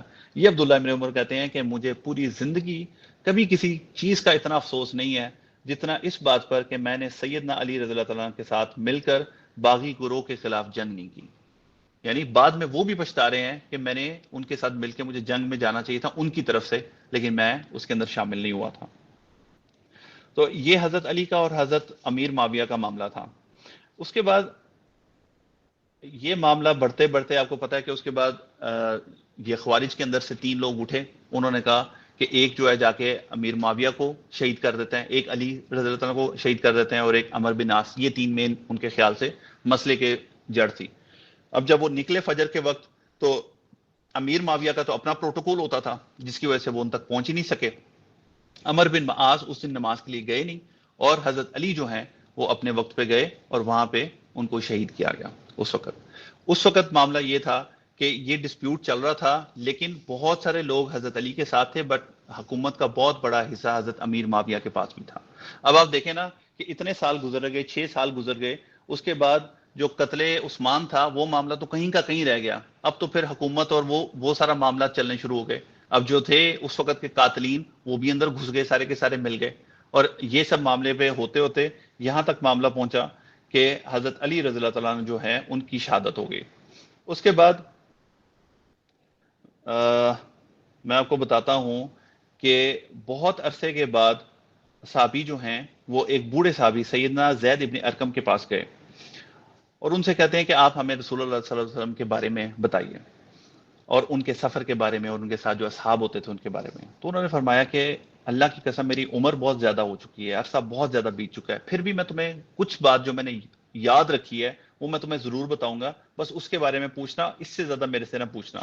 تو فرمانے لگے کہ ایک روز رسول اللہ صلی اللہ علیہ وسلم مکہ اور مدینہ کے درمیان خم نامی ایک گاؤں میں پانی کے تالاب کے پاس رکے، اور یہ حجت الوداع سے واپس آ رہے تھے 18 ذی الحج میں، یعنی بالکل آخر کا ٹائم تھا، یعنی کہ اپنی وفات سے 2 مہینے پہلے تقریباً، اور ہمیں خطبہ ارشاد فرمایا اور وہاں کھڑے ہو گئے. آپ صلی اللہ علیہ وسلم نے اللہ تعالیٰ کی حمد کی، ثنا کی، واز کیا، اور پھر اس وقت اللہ کے رسول صلی اللہ علیہ وسلم نے فرمایا کہ اے لوگوں، میں بھی ایک انسان ہوں، قریب ہے کہ جلد ہی میرے رب کا قاصد یعنی موت کا فرشتہ آئے گا اور میں اس پہ لبیک کہوں گا، یعنی میں اللہ تعالیٰ کی طرف واپس چلا جاؤں گا، اور میں اپنے بعد تم میں 2 گراں قدر چیزیں چھوڑے جا رہا ہوں، یعنی بہت ہی ہیوی ویٹ جو چیزیں ہیں وہ میں تمہارے اندر چھوڑ کے جا رہا ہوں. 2 چیزیں، ان میں سے پہلی تو اللہ کی کتاب ہے جس میں سامان ہدایت ہے، نور ہے، تاکہ تم اللہ کی کتاب کو مضبوطی سے پکڑ رکھو. اور وہ کہتے ہیں کہ وہ بار بار کہتے رہے اللہ کی کتاب، اللہ کی کتاب، اللہ کی کتاب، اتنا ایمفیسائز کیا کہ اللہ کی کتاب.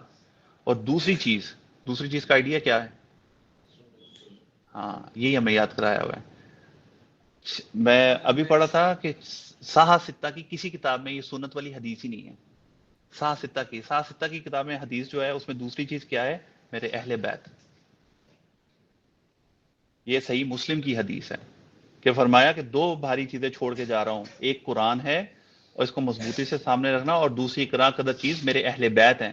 میں تمہیں اپنے اہل بیت کے متعلق اللہ تعالیٰ کا خوف یاد دلاتا ہوں کہ تمہیں اپنے اہل بیت کے متعلق اللہ کا خوف یاد، جیسے وہ قرآن کے بارے میں بار بار کہتے رہے اسی طرح وہ اہل بیت کے بارے میں کہتے رہے کہ میں تمہیں اللہ کا خوف دلاتا ہوں. قرآن میں بھی آیت ہے کہ نبی کریم صلی اللہ علیہ وسلم کہتے ہیں کہ قرآن میں اللہ تعالیٰ نے فرمایا کہ اے نبی کریم صلی اللہ علیہ وسلم آپ ان سے کہہ دیجیے کہ میں تم سے کچھ نہیں مانگتا سوائے اس کے کہ تم میری قرابت داری کا تو خیال کرو. حالانکہ وہ آیت جو ہے وہ مشرکین کے لیے تھی کہ وہ بھی مشرک جو ہیں وہ قرابت دار تھے نبی کریم صلی اللہ علیہ وسلم کے، لیکن یہ آیت یہاں پہ بھی آتی ہے کہ جب میں نہیں رہوں گا تو کم سے کم میری قرابت داری کی وجہ سے میرے اہل بیت کا تو خیال کرنا، اتنا تو کرنا تم ان کے لیے. امت نے کیا کیا؟ نہ قرآن کو پکڑا نہ ہی اہل بیت کو پکڑا. اور جن کو اس چیز کا زوم ہے کہ انہوں نے اہل بیت کو پکڑا، انہوں نے بھی صرف جو ہے نا چند عقائد ہی پکڑے، چند باتیں ہی پکڑی، چند جو ہیں وہ ریچولز پکڑے اور بس، اور کچھ نہیں کیا. کسی نے نہیں کچھ کیا، پیروی نہیں کی نا. یہ تھوڑی کہا تھا کہ ان کے نام لے لے کے گن گانا ان کا تو کہا تھا کہ جو ان کا نقش قدم ہے اس پہ چلنا. اور آپ دیکھیں کہ اس کے بعد پوچھا صحابی نے کہ اچھا تو اہل بیت کون تھے؟ اہل بیت کون تھے؟ تو آپ نے فرمایا کیا آپ صلی اللہ علیہ وسلم کی بیویاں آپ کے اہل بیت میں شامل نہیں تھیں؟ سیدنا زید بن ارقم نے فرمایا کہ آپ صلی اللہ علیہ وسلم کی بیویاں تو اہل بیت میں شامل ہی تھیں، یعنی وہ تو تھیں ہی اہل بیت، ٹھیک ہے، لیکن اس حدیث میں آپ کے اہل بیت سے مراد وہ ہیں جن پہ آپ صلی اللہ علیہ وسلم کے بعد اللہ تعالیٰ کی طرف سے صدقہ کھانا حرام کر دیا گیا تھا، ٹھیک ہے. یعنی وہ کون لوگ تھے؟ وہ آل علی تھے، وہ آل عقیل تھے، وہ آل جعفر تھے، وہ آل عباس تھے. یعنی کہ یہ نبی کریم صلی اللہ علیہ وسلم کا آپ کہہ لیں کہ ددھال تھا، ٹھیک ہے. حتیٰ کہ نبی کریم صلی اللہ علیہ وسلم کی بیویاں بھی جو ہے نا وہ اگر صدقہ جائے تو وہ کھا سکتی تھی، کیونکہ وہ اس طرح سے نبی کریم صلی اللہ علیہ وسلم کی مطلب نسل سے نہیں تھی، یہ نبی کریم صلی اللہ علیہ وسلم کی نسل سے ہیں، ٹھیک ہے نا. تو اس وجہ سے خون ہے وہ ہے، تو اس وجہ سے جو ہے وہ کا تو یہ آل علی جو ہیں وہی ہیں. اور یہی وہ موقع تھا کہ جہاں پہ نبی کریم صلی اللہ علیہ وسلم نے دوسری حدیث میں یہ بیان آتا ہے کہ حضرت علی رضی اللہ عنہ کا پہلے پوچھا مسلمانوں سے کہ کیا میرا حق تم لوگوں کی جانوں سے زیادہ نہیں ہے تم پہ؟ مسلمانوں سے انہوں نے کہا کیوں نہیں، آپ کا حق ہماری جانوں سے زیادہ ہے. تو انہوں نے کہا کہ من کن تم مولا و حاذا علی مولا، یعنی جس کا مولا کا مطلب ہوتا ہے کہ مددگار، دلی دوست، قریب ترین رشتے والا جو لوگ ہے وہ ہے، کہ اگر جس کا مولا میں ہوں نا تو اس کا مولا علی ہونا چاہیے، علی بھی اس کا مولا ہی ہونا چاہیے. اب ہم لوگوں کو ایک الگ سی چڑ چڑی ہوئی ہے، مولا علی کیوں کہتے ہیں؟ ٹھیک ہے، ہم لوگ کو یہ نہیں سمجھتے کہ انہوں نے بنا لیا کیونکہ وہ کہتے ہیں تو چڑ ہم جاتے ہیں. مولا کا کیا، ہم مولانا نہیں کہتے نا، کیا ہے آپ کو پتا ہے نا، جمع کا صیغہ کہ ہمارے، تو مولا تو یہی ہوتا ہے کہ جو پیارا ہے آپ کا. تو جب اللہ کے رسول صلی اللہ علیہ وسلم نے ان کو مولا کہا ہے تو ہمیں کیا مسئلہ پڑتا ہے اس سے؟ وہی کیا کہ انہوں نے غلط لیول پہ جا کے ان کو آن کر لیا، جیسے کہ آن کرنے کا حق ادا نہیں کر رہے لیکن یہ دکھا رہے ہیں کہ ہم نے آن کرو، ہم نے ڈس آن ہی کر دیا، ہم پیچھے ہی ہٹ گئے، ہم اس سے چھوڑ ہی گئے کہ ہم اس پہ بات ہی نہیں کریں گے، ہم بالکل دوسری ایکسٹریم پہ ہی چلے گئے. اس کے بعد دیکھیں حضرت علی کی، اب حضرت علی کی تو آپ کہہ رہے ہیں کہ فضیلت میں اتنی زیادہ احادیث ہیں کہ جیسے خیبر کے موقع پہ اللہ کے رسول صلی اللہ علیہ وسلم نے فرمایا کہ کل میں اس کو جھنڈا دوں گا کہ جس کے ہاتھ پہ اللہ تعالیٰ جو ہے وہ فتح عطا کرے گا، اور اس سے اللہ اور اللہ کے رسول دونوں راضی ہیں. حضرت عمر کہتے ہیں کہ یہ زندگی کا پہلا موقع تھا کہ میری خواہش ہوئی کہ یہ میرا سٹیٹس ہو، یہ مجھے ملے، اور لوگ کہتے ہیں ہم ایڑیاں اٹھا اٹھا کے دیکھتے تھے یہ کس کو ملے گا. تو اگلے دن اللہ کے رسول صلی اللہ علیہ وسلم نے حضرت علی کو بلایا، کہا کہ ان کی تو آنکھیں خراب ہیں، ان کو بلایا، اپنے لاب دہن ان کی آنکھوں میں ڈالا اور ان کو وہ جھنڈا عطا فرمایا. اس سے بڑی مطلب ان کی کیا ہوگی. اور جب جنگ تبوک کے موقع پہ نبی کریم صلی اللہ علیہ وسلم جانے لگے اور حضرت علی کو چھوڑا اپنے پیچھے، تو حضرت علی رو پڑے کہ میں تو کبھی آپ کے پیچھے رہا ہی نہیں جنگ سے، آپ مجھے کیوں چھوڑ کے جا رہے ہیں، یعنی آپ مجھے عورتوں اور بچوں کے پاس چھوڑ کے جا رہے ہیں. تو انہوں نے کہا کہ یا اے علی، کیا تو اس پہ راضی نہیں ہے کہ تیری نسبت میرے ساتھ ایسی ہی ہے جیسے موسیٰ کے ساتھ ہارون کی ہے، لیکن میرے بعد کوئی نبی نہیں ہے. یعنی آپ دیکھیے کہ نبی کریم صلی اللہ علیہ وسلم کے کلوز ابو بکر ہیں، عمر بھی ہیں، عثمان بھی ہیں، حضرت علی گھر کے ہیں. یعنی آپ اپنا بیٹے کی کلوزنس جو ہے وہ اپنے جتنے مرضی کلوز دوست ہوں ان سے نہیں کر سکتے. تو ہر ایک کا اپنا اپنا مقام ہے، لیکن کہا کہ علی تم ہارون کی طرح ہو جیسے وہ موسیٰ کے لیے تھے، یعنی فیملی، یو آر سب فیملی، تم سے کلوز کیا ہوئے گا. تو یہ علی ہیں. ہم، قریبی رشتہ دار.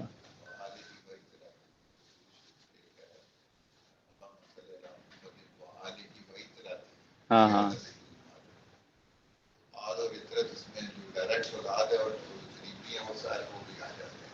بالکل.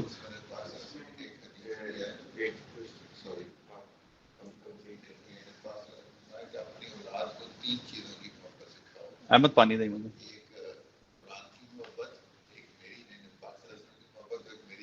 آل کی محبت بالکل ایسے ہی، بالکل ایسے ہی. ہاں، اللہم صلی علی محمد وعلی آل محمد. تم تو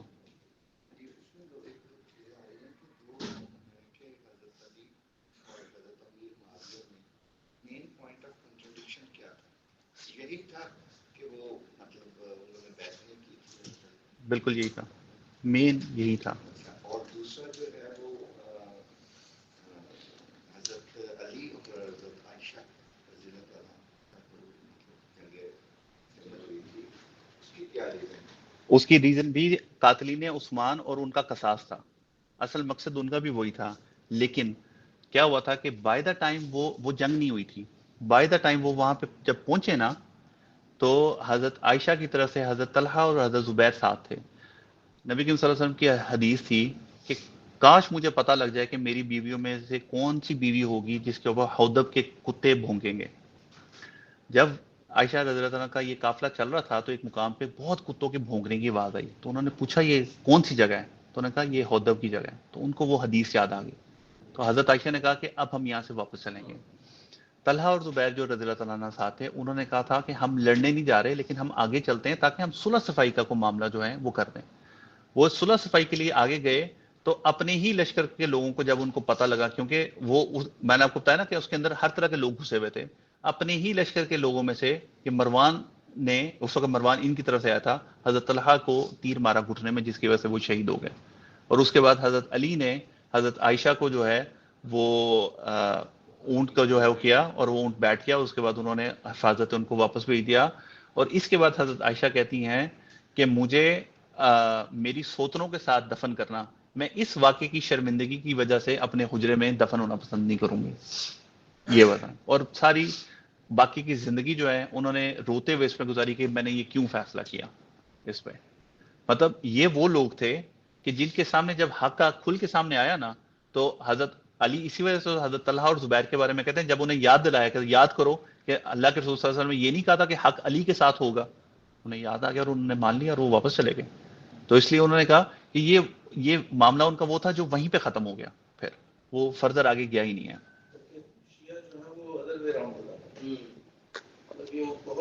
میں نے آپ کو یہی بتایا نا،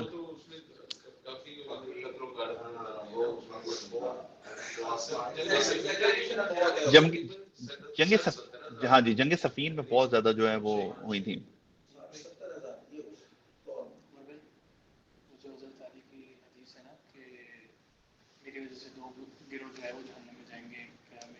بالکل ایک اوکے.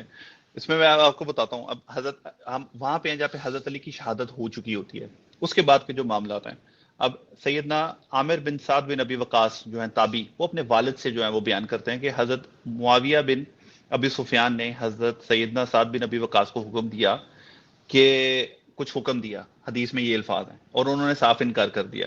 حضرت معاویہ نے ان سے پوچھا کہ آپ کو ابو تراب یعنی سیدنا علی رضی اللہ عنہ پہ کو गाली देने से किस चीज ने रोकना, यानी तब ये ट्रेंड बन चुका था कि मिंबर से गालम गलोच की जाती थी आले अली पे, अली रज़ी अल्लाह तआला पे।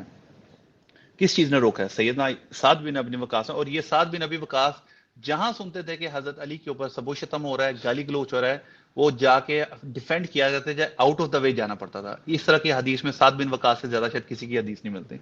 साद बिन वकास ने जवाब दिया कि मैं हरगिज उन्हें कभी भी गाली नहीं दूंगा, क्योंकि 3 बातें ऐसी फजीलत वाली हैं कि जो सैयदना अली के लिए रसूलुल्लाह सल्लल्लाहु अलैहि वसल्लम ने फरमाई कि अगर उन 3 बातों में से एक भी मिल जाती तो मुझे सुर्ख ऊंटों से ज्यादा बेहतर होती। और वो क्या है कि मैंने आपको सुना कि तबूक के टाइम में आपने बताया कि मेरी निस्बत तुम्हारे साथ ऐसी है जैसी मूसा की हारून के साथ है। ये इतनी बड़ी निस्बत है कि इसके बाद मैं कैसे ऐसे बंदे पे कर सकता हूं। उसके बाद कहा कि खैबर के टाइम पे अल्लाह के रसूल सल्लल्लाहु अलैहि वसल्लम फरमाया कि तो मैं झंडा उस आदमी को दूंगा जिससे अल्लाह राजी है और अल्लाह का रसूल राजी है, और वो हजरत अली थे जिनको दिया गया वो। और उसके बाद उन्होंने कहा तीसरी फजीलत वो है कि जब अल्लाह के रसूल सल्लल्लाहु अलैहि वसल्लम ने उनको अपनी चादर के नीचे लिया, उनके बच्चों को, उनको, हजरत सैयदना फातिमा को, और अल्लाह से दुआ की कि ये भी अहले बात हैं, तो उससे बड़ी क्या बात होगी कि मुबाहला के लिए जब अपने खानदान को बुलाना था तो मोहम्मद सल्लल्लाहु अलैहि वसल्लम अली, फातिमा, हसन, हुसैन को लेके अपने साथ गए। तो कहते हैं ये इतनी बड़ी फजीलतें हैं कि इसके बाद मैं हजरत अली रज़ी अल्लाह अन्हु से सबो शतम का सोच भी नहीं सकता। हजरत अली रज़ी अल्लाह अन्हु की शहादत के बाद हजरत हसन रज़ी अल्लाह अन्हु जो कि बड़े बेटे हैं, उनका मामला ये था कि हदीस में आता है, सही बुखारी की हदीस है, और हजरत अमर बिन आस जो हैं वो मशवरा करते हुए कहते हैं कि अल्लाह ताला की कसम सैयदना हसन बिन अली रज़ियल्लाहु अन्हु पहाड़ों जैसे लश्कर लेके हजरत मुआविया बिन अबी सुफियान के मुकाबले में आएगा। यानी उस वक्त तक हजरत हसन इतनी स्ट्रेंथ गेन कर चुके थे हजरत अली के बाद, आएगा। और मुझे ऐसे लश्कर नजर आ रहे हैं जो मत मुकाबल को फना किए बगैर नहीं लौटेंगे। ये अमीर मुआविया को बता रहे हैं। तो ये सुन के अमीर मुआविया ने कहा है, अमर अगर दोनों ग्रोहों में एक दूसरे को मार डाले तो उनके पीछे वालों को क्या होगा, यानी बहुत खून खराबा होगा, तो तुम ऐसे आदमियों को भेजो कि इनके दरमियान सुलह सफाई का मामला कुछ करें हजरत हसन के साथ। उन्होंने 2 आदमियों को भेजा और उनके साथ मामला किया। हजरत हसन के साथ उनके मुज़ाकरात हुए और उसके बाद चंद चीजों के ऊपर हजरत हसन ने यह मुआहिदा तय कर लिया, और इस मुआहिदे के साथ हजरत हसन ने अपनी जो खिलाफत थी वो छोड़ दी।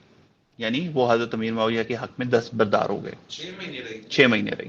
ऐसे हजरत अली करमुल्लाह वजह की 5.5 साल 5.5 और 6 महीने इनके मिला के बेसिकली 6 साल बनता है। अब ये जो वाकया था इसके लिए भी एक हदीस है कि रसूलुल्लाह सल्लल्लाहु अलैहि वसल्लम ने फरमाया था कि ये मेरा बेटा सरदार है, सैयद है, यानी अपनी हुकूमत से दस्तबरदार होकर कुर्बानी करेगा, और मुझे अल्लाह की उम्मीद है कि इसके जरिए मुसलमानों की 2 बड़ी जमातों में सुलह हो जाएगी। यानी ये हजरत हसन थे जिनके बारे में नबी सल्लल्लाहु अलैहि वसल्लम फरमाया कि ये 2 मुसलमानों की, देखिए मुसलमानों की जमातें, मुसलमान से नीचे नहीं जा रहे, एक दूसरे को काफर कुछ कहने का कुछ नहीं है, जो उनके बाद पैरवी करने वालों ने जिस तरह से बना लिया था। और कुछ जो है अहादीस उसके अंदर कुछ पॉइंट्स आते हैं जो मैं आपको बता देता हूं कि उनकी जिस टर्म्स के ऊपर उनकी मुआहिदा हो गया था वो था कि हजरत उमैर मुआविया, हजरत हसन ने ये कंडीशन रखी कि अल्लाह की किताब और रसूलुल्लाह सल्लल्लाहु अलैहि वसल्लम और खुलफा राशिदीन के मुताबिक जैसे हैं वो हुक्मरानी करेंगे। एक, हजरत अमीर मुआविया अपने बाद किसी को जानशीन मुकर्रर नहीं करेंगे, दूसरी शर्त थी। तीसरी, हजरत सैयदना अली बिन अबी तालिब की जमात के लोग जो सुलह के बाद हथियार डाल चुके हैं उनसे कोई इंतकामी कार्रवाई नहीं होगी, यानी हजरत अली के जो लोग हैं। और आले मोहम्मद सल्लल्लाहु अलैहि वसल्लम के लिए खुम्स जो है शुरू से जो है वो उसका मामला जो है वो ऐसी कर दिया जैसे खुलफा राशिदीन के दौर में होता था। और हजरत अली के ऊपर जो सबो शतम होता है, जो गाली गलौज होती है, उसको बंद कर दिया जाएगा। अब इसमें से आप कह सकते हैं कि सिर्फ खुमस वाला जो है जो शिक है वो तो पूरी हुई, बाकी उसके जिस तरह होनी चाहिए उस तरह से वो शिक पूरी नहीं हो सकी। उसके बाद कुछ अरसे बाद हजरत हसन का मामला ये हुआ कि सैयदना उमैर बिन इसाक ताबी हैं, वो फरमाते हैं कि मैं एक और आदमी के साथ हजरत हसन की अयादत के लिए गया। ये मुस्नद इब्ने अबी शैबा की हदीस है। और उनकी अयादत के लिए वहां पे पहुंचा तो हजरत हसन ने कहा कि जो इल्म की बात मेरे से पूछनी है वो तुम पूछ लो, शायद मैं दोबारा तुम्हें बता ना सकूं। तो उन्होंने कहा कि आप क्यों, हम तो आपसे पूछना नहीं चाहते, हम अयादत के लिए आए हैं, लेकिन आप ऐसा क्यों कह रहे हैं। इतने में वो उठे और वॉशरूम तक गए और वॉमिट करके वापस आए और आके उन्होंने कहा कि मैं अपने جگر کا ٹکڑا جو ہے وہ دیکھ کے آیا ہوں، تھوک کے آیا ہوں، یعنی اور مجھے اس قدر زہر دیا گیا ہے کہ اب اس کی تکلیف حد سے زیادہ بڑھتی جا رہی ہے. حضرت حسن جو ہیں وہ کہہ رہے ہیں کہ میں اتنا زیادہ، آپ سمجھیں کہ جگر کا ٹکڑا اتنا نکلا کہ میں لکڑی کے پیس کے ساتھ اس کو الٹ پلٹ کے دیکھ کے آیا ہوں، اتنا زیادہ زہر تھا. تو اس کے بعد اگلی صبح جب حضرت حسین رضی اللہ تعالیٰ عنہ آئے عیادت کے لیے حضرت حسن کی، تو آپ کے سر مبارک کے پاس بیٹھ کے پوچھا ہے میرے بھائی جان آپ کو زہر دینے والا کون ہے؟ تو سیدنا حسن نے پوچھا کیا تم اسے قتل کرنا چاہتے ہو؟ تو انہوں نے فرمایا کہ ہاں میں اس کو قتل کرنا چاہتا ہوں. تو سیدنا حسن نے فرمایا کہ اگر میں نے مجرم کو صحیح شناخت کیا ہے تو اللہ تعالیٰ خود اس سے سخت انتقام لے لے گا، اور اگر وہ بے گناہ ہے تو میں نہیں چاہتا کہ میری وجہ سے کسی بے گناہ کی موت ہوئے یا وہ مارا جائے. یعنی یہ حسن رضی اللہ عنہ تھے کہ یہ سید تھے. سید کا ہی اتنا بڑا دل ہو سکتا ہے کہ وہ کہے کہ جس نے مجھے زہر دے بھی دیا نا تو اس کے لیے میں بھی کاروائی کرنا نہیں چاہتا. اس کے بعد نبی کریم صلی اللہ علیہ وسلم سے ایک حدیث مروی ہے کہ انہوں نے فرمایا کہ مجھ سے پہلے جتنے بھی انبیاء آئے تھے ان کے حواری یعنی ان کے قریب کے جو لوگ ہوتے تھے اصحاب، وہ ان کی مدد کیا کرتے تھے، اور وہ نبی کے جانے کے بعد نبی کی سنت کی پیروی کرتے. پھر ان حواریوں کے بعد ایسے نالائق لوگ ان کے جانشین ہوتے جو زبان سے وہ کہتے جو وہ نہیں کرتے تھے، اور اس کے بعد ایسی بری صورتحال ہوتی کہ جو کوئی بھی ان سے اپنے ایسی صورتحال ہونے کے بعد ان جانشینوں کے ساتھ جو اپنے ہاتھ سے جہاد کر سکے تو وہ ان کے ساتھ کرے. یعنی یہ حدیث جو بڑی مشہور ہے اس کا یہ والا حصہ، ٹھیک ہے، یہ حدیث کا شروع یہ ہے کہ انبیاء کے جو جانشین ہوتے تھے وہ اتنے نالائق آ جاتے تھے کہ جب وہ اپنی نالائکیوں پہ اس قدر معاملات خراب کر دیتے تھے تو اس وقت فرض ہوتا تھا کہ جو اپنے ہاتھ سے جہاد کر سکے وہ ہاتھ سے کرے، اور جو زبان سے کر سکتا ہے وہ زبان سے کرے، اور جو دل میں صرف برا جانتا ہے وہ دل سے برا جانے، اور اس سے نیچے کوئی ایمان کا مقام نہیں ہے. یعنی ہمیں آدھی حدیث پڑھائی جاتی ہے، ہمیں آدھی حدیث پڑھائی نہیں جاتی. یہ کس پرسپیکٹو میں کہا جا رہا تھا کہ جس وقت اللہ کے رسول صلی اللہ علیہ وسلم کے بعد یا انبیاء کے بعد جو لوگ آ جاتے ہیں ان کا جو معاملہ ہو جاتا ہے. اس کے بعد جو معاملہ جہاں سے زیادہ خراب ہونا شروع ہوا اس کے بعد یہ تھا، صحیح بخاری کی یہ حدیث ہے کہ مروان بن حکم جو کہ حضرت امیر معاویہ بن سفیان نے حجاز کے لیے اپنا گورنر مقرر کیا تھا، مسجد نبوی میں خطبہ دینے کے دوران حضرت امیر معاویہ بھی زندہ تھے، تو یزید بن معاویہ کا ذکر کرنا شروع کر دیا کہ اس کی گراؤنڈ بنانی، پی آر کرنی شروع کر دی کہ اس کے باپ کے بعد یہ خلیفہ بنے گا پیش کی. تو اس کے لیے یہ تقریر سنی تو حضرت سیدنا عبد الرحمن ابن ابی بکر، حضرت ابو بکر کے جو بیٹے ہیں، انہوں نے کچھ کہا، اور اس کے بعد وہ پیچھے بھاگا حضرت عبد الرحمن ابن ابی بکر کے پاس، اور ان کو پکڑنے کے لیے وہ حضرت عائشہ کے حجرے میں گھس گئے.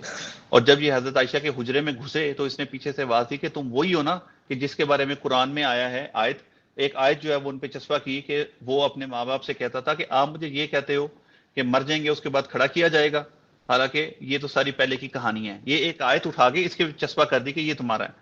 حضرت عائشہ نے اپنے حجرے کے اندر سے کہا کہ اے حکم کے بیٹے، میرے آل ابو بکر کے لیے صرف چند ہی آیات نازل ہوئی ہیں، اور جو وہ ہیں جو میری برات کے لیے اللہ تعالیٰ نے قرآن میں نازل کی ہیں، اس کے علاوہ کوئی نہیں ہوئی. البتہ تجھے میں جانتی ہوں، وہ تو ہی حکم کا بیٹا ہے نا، کہ جب تو ابھی حکم کی پشت میں تھا تو اللہ کے رسول صلی اللہ علیہ وسلم نے تیرے پہ لعنت کی تھی، تیرے باپ پہ اور تیرے پہ لعنت کی تھی. یعنی ان کا ایک معاملہ ایسا تھا کہ یہ جو مروان بن حکم ہے اس کا باپ، اور یہ تو اس طرح کے معاملہ میں نبی کریم صلی اللہ علیہ وسلم نے غالباً اس کو مدینہ سے ایگزائل میں بھی بھیج دیا تھا. ہاں، یہ اس وقت مشرکین میں سے، بعد میں خیر مسلمان ہو گئے. اب اس نے کا کیا تھا، جب یہ کر رہا تھا تو اس نے کہا، اس نے اب دیکھیے پروپیگنڈا کس طرح سے ہوتا ہے. پروپیگنڈا یہ کیا جا رہا تھا کہ حضرت ابو بکر نے اور حضرت عمر نے بھی تو اپنے جانشین مقرر کیے تھے نا، تو اسی طرح ہم لوگ بھی اپنا جانشین جو ہے یزید کو مقرر کر رہے ہیں. تو حضرت عبد الرحمن ابن ابو بکر جنہوں نے وہاں پہ اس حدیث میں الفاظ نہیں ہے، دوسرے حدیث میں الفاظ ہے کہ انہوں نے کہا کہ یہ کسر و کیسرا کا جو ہے وہ طریقہ ہے کہ وہ اپنے بیٹوں کو جو ہے وہ جانشین مقرر کریں. ابو بکر اور عمر نے بیٹوں کو جانشین مقرر نہیں کیا تھا. اب آپ دیکھیے کہ وہاں پہ بولنے کی بھی اجازت نہیں تھی، اس حد تک جو ہے وہ معاملات تھے. اب اس حدیث کے بعد جب آپ نے یہ پچھلی حدیث سنی کہ اللہ کے رسول صلی اللہ علیہ وسلم نے فرمایا کہ جب جانشین اس طرح کے آ جاتے ہیں تو اس کے بعد آپ کو ہاتھ سے، زبان سے یا دل میں برا جان کے کرنا پڑتا ہے. تو جب یزید کے معاملات جو ہیں وہ اس طرح سے ہونا شروع ہو گئے کہ ٹائملی اس کو ایکچولی اس کو مسند پہ بٹھا دیا گیا، تو اب نواسہ رسول کے لیے تو یہ قابل قبول نہیں تھا کہ وہ اللہ کے رسول صلی اللہ علیہ وسلم کی یہ حدیث کے باوجود بھی گھر میں بیٹھے رہتے، بات جا چکے تھے. اس کے بعد ہی ساری بات ہے اس کا جو معاملہ تھا وہ آیا نا. آیا. تو اب جو حضرت امام حسین ہیں ان کے لیے آپ کس طرح سے یہ سوچ بھی سکتے ہیں کہ حضرت امام حسین یہ سارے کے سارے معاملات کے بعد آپ دیکھیے یہ ایک نئی جو ہے انوویشن یہ کی جا رہی تھی. ایک اب آپ سمجھ لیں کہ باقاعدہ ملوکیت کا آغاز ہو رہا تھا. تو کیا آپ کا خیال ہے کہ ریزسٹنس نہیں کی جاتی؟ حضرت حسین نے اس کی ریزسٹنس کے لیے کھڑے ہوئے. اور دیکھیے آج میں کل پرسوں بھی یہ مثال ایک سن رہا تھا ایک اسکالر سے کہ آج بھی اگر احتجاج کرنا ہوتا ہے نا کسی قسم کا تو لیڈر تو نہیں نکلتا سڑک پہ. آج بھی آپ دیکھ رہے ہیں کہ عمران خان نے احتجاج کی کال دینی ہے تو وہ خود پہلے جا کے فیملی کے ساتھ تھوڑی کھڑا ہوئے گا وہاں پہ. سارے کے سارے لوگ نکلیں گے نا. احتجاج کرتے ہیں کمزور لوگ جن کے کمزور ہوتا ہے کہ ہم کچھ نہیں کر سکتے احتجاج کر رہے ہیں بس ہماری تو اور کوئی بات نہیں ہے. حضرت حسین حضرت علی کے بیٹے ہیں. وہ احتجاج کے لیے نہیں نکل رہے تھے. وہ باقاعدہ چیلنج کر رہے تھے کہ یہ جو تم کرنے جا رہے ہو یہ غلط ہے اور اس کو اس طرح سے نہیں ہونا چاہیے, اس کو چینج کرنا ہے. اور اس کے لیے ان کو کوفے کی طرف سے ایک سپورٹ نظر آتی تھی کہ اس کے لیے تھے. اس کے لیے وہ اپنی پوری فیملی کو لے کے نکلے تھے. اس کے لیے وہ اپنی فیملی کے ساتھ تھے کیونکہ ان کو پتا تھا کہ یہ جس کاز کے لیے میں جا رہا ہوں اس کے لیے مجھے اپنا ہر چیز داؤ پہ لگا کے نکلنا ہے. آگے جا کے معاملات آپ کو سب کو پتا ہے. کوفے والے جو ہیں وہ اس طرح سے رسپونڈ نہیں کیا, ان کو کنٹین کر کے کربلا کی طرف لے کے گیا. اس کے بعد انتہائی جو ہے برے طریقے سے شہادت بے-دردی سے کر دی گئی, شہید کیا گیا. اور اس کے بعد یہ سب کرنے کے باوجود بھی آپ دیکھیے کہ حضرت حسین رضی اللہ تعالیٰ عنہ نے جو ایک آپ کہہ لیں کہ جسے کہتے ہیں کہ ایک سٹیٹمنٹ میک کرنا وہ انہوں نے کر دی تھی. یعنی ساری زندگی کے لیے حسینیت جو ہے نا وہ اپنی جگہ پہ کھڑی ہے کہ آپ نے ظلم کے خلاف یا تو پھر بیٹھ جاؤ ڈر کے چپک کے یا پھر حسین بن کے پھر کھڑا ہو. اور پھر حسین تو پھر روز نہیں پیدا ہوتے. حسین تو پھر وہی تھے کہ جن کے ہوتے ہوئے آپ دیکھیے اب میں آپ کو بتاؤں کہ بہت زیادہ سپورٹر تھے. اگر حضرت حسن کے ساتھ اتنی بڑی آرمی آ سکتی تھی حضرت حسین کے ساتھ نہیں آ سکتی تھی, ٹھیک ہے, لیکن رین آف ٹیرر ایسا تھا کہ لوگ اس وقت ایک دم سے نکلنے کے لیے تیار نہیں تھے, اس چیز کے لیے نہیں نکلے. اس کے بعد کیا ہوا کہ جب حضرت حسین رضی اللہ تعالیٰ کو شہید کر دیا گیا, ان کا سر مبارک جو ہے وہ اتار کے ابن زیاد کے دربار میں لے کے آیا گیا اور اس نے ان کے چہرے کے اوپر جو ہے وہ کمنٹ پاس کیے. اور وہاں بیٹھے صحابی نے انہوں نے کہا کہ حسین جو ہے وہ سب سے زیادہ مشابہ ہے نبی کریم صلی اللہ علیہ وسلم کے. کس طرح سے تم ان کے چہرے کے بارے میں بات کر سکتے ہو؟ کہ اللہ کے رسول صلی اللہ علیہ وسلم نے فرمایا کہ حسین مجھ سے ہے اور میں حسین سے ہوں. اس سے بڑی کیا بات ہوئے گی؟ اللہ کے رسول صلی اللہ علیہ وسلم نے فرمایا کہ اے اللہ میں حسین سے محبت کرتا ہوں تو جو حسین سے محبت کرے تو بھی اس سے محبت کری. اور کیا ہوگی تعارف حسین کا؟ اس سے زیادہ تو نہیں ہو سکتا, اس سے بڑا ظلم تو ہو نہیں سکتا. لیکن انہوں نے اپنی جان کو گوا کے اس امت کے لیے ایک آپ کہہ لیں کہ اگزامپل جو ہے وہ سیٹ کر دی.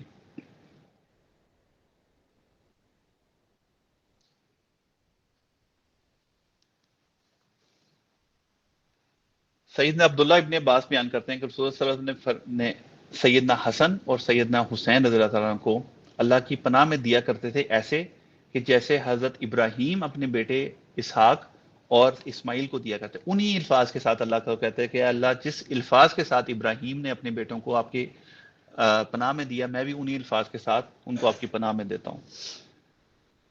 نبی کریم صلی اللہ علیہ وسلم کے پاس سیدنا اسامہ بن زید ایک دفعہ حاضر ہوئے تو ان کی چادر میں کچھ چیز لپیٹ کے رکھی ہوئی تھی. تو میں نے اپنے آپ کام کی بات کی, اس کے بعد کی کہ آپ کی چادر میں کیا اٹھا رکھا ہے؟ تو یہ سن کے آپ صلی اللہ علیہ وسلم نے چادر کھول کر دکھائی تو اس میں سیدنا حسن اور سیدنا حسین علیہ السلام تھے جنہوں نے اپنی گود میں اٹھایا ہوا تھا. اور یہاں پہ دیکھیں کہ حضرت بخاری نے, یہ بخاری کی حدیث ہے, علیہ السلام لکھا ہے ان کے ساتھ, حضرت حسن اور حسین کے ساتھ.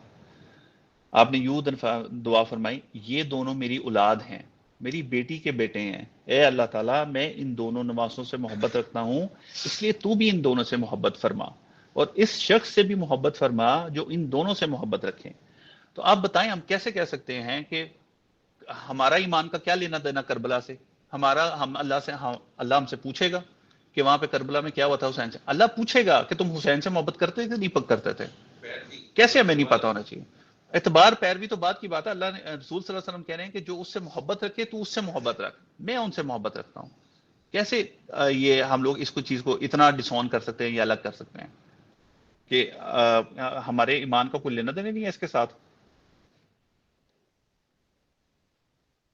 حضرت علی رضی اللہ تعالیٰ جو ہے ایک دفعہ سفر کے لیے جا رہے تھے اور جب وہ نینوی کے برابر پہنچے تو آپ نے بلند آواز میں کہا اے ابو عبداللہ، یعنی یہ سیدنا حسین بن علی کی کنیت تھی، فرات کے کنارے صبر کرنا، یعنی اپنے بیٹے کو یاد کر کے کہہ رہے ہیں، ساتھ نہیں تھے، اے ابو عبداللہ فرات کے کنارے صبر کرنا۔ تو میں نے پوچھا کیا کوئی خاص بات ہو گیا ہے امیر المومنین؟ سیدنا علی ابن طالب نے فرمایا ایک دن میں رسول اللہ صلی اللہ علیہ وسلم کے پاس حاضر ہوا تو کیا دیکھتا ہوں کہ آپ صلی اللہ علیہ وسلم کی مبارک آنکھوں سے آنسو روا تھے۔ میں نے بے چین ہو کر عرض کی کہ آپ صلی اللہ علیہ وسلم کو کسی نے ناراض کیا ہے تو آپ کی مبارک آنکھوں سے آنسو کیوں بہ رہے ہیں؟ رسول اللہ صلی اللہ علیہ وسلم نے فرمایا نہیں، بلکہ ابھی ابھی سیدنا جبرائیل علیہ السلام میرے پاس سے اٹھ کر گئے ہیں اور انہوں نے مجھے اللہ تعالیٰ کی طرف سے یہ خبر دی ہے کہ بے شک حسین کو فرات کے کنارے قتل کر دیا جائے گا۔ پھر انہوں نے پوچھا کہ کیا میں آپ صلی اللہ علیہ وسلم کو حسین رضی اللہ تعالیٰ کے قتل کی مٹی لا کر دکھاؤں؟ تو میں نے کہا ہاں دکھاؤ۔ چنانچہ انہوں نے مٹی کی ایک مٹھی بھر کے مجھے دکھائی۔ یعنی اللہ کے رسول صلی اللہ علیہ وسلم جو ہے وہ اس وقت غمگین ہے کہ جب جبرائیل علیہ السلام نے آ کے ان کو یہ خبر دی۔ ایک چیز اس کے بارے میں تو اتنی حضرت رقیہ تو آپ صلی اللہ علیہ وسلم کی وائرل تقرات رقیہ نہیں کیا اپنا ام سلمہ ام سلمہ ان کو شیشی میں مٹی دی ہے، یہ سنا ہے میں نے، اللہ عالم۔ نہیں شیشی میں مٹی کا مجھے نہیں پتا، میں آپ کو یہ حدیث سناتا ہوں کہ وہ جب صورت ہو جائے گی تو سمجھ لینا کہ وہ زندہ نہیں تھی، مجھے کہیں نہیں ملی ہے۔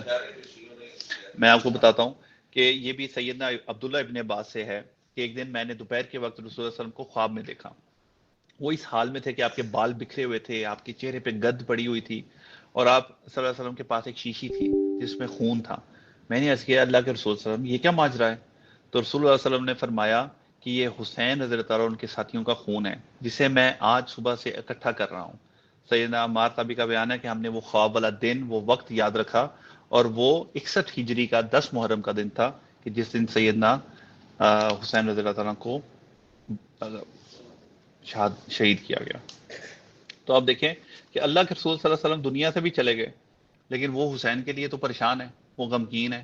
ہم لوگ یہ کہتے ہیں کہ ٹھیک ہے کہ یہ جو آپ ماتم کرتے ہیں، یہ جو آپ یہ سارے معاملات کرتے ہیں، دیکھیے جو غم ہے وہ اپنی جگہ پہ ہوتا ہے، لیکن ظاہری بات ہے یہ چیزیں 3 دن کے لیے اللہ کے رسول صلی اللہ علیہ وسلم نے کی ہیں وہ ختم ہو جاتی ہیں، لیکن غم تو کبھی ختم نہیں ہو سکتا۔ کبھی کوئی اپنی اولاد کو بھی بھولتا ہے؟ اللہ کے رسول صلی اللہ علیہ وسلم کا نواسا ہو جس سے اللہ کے رسول صلی اللہ علیہ وسلم اتنی محبت کرتے ہوں، ہم کیسے بھول سکتے ہیں ان کو؟ یہ تو پاسبل ہی نہیں ہے۔ سر میں کچھ عرض کر سکتا ہوں عمر بھائی؟ سر 1-2 بس احادیث ہیں پھر میں ختم کروں، پھر آپ انشاءاللہ جی کیجیے گا، ٹھیک ہے؟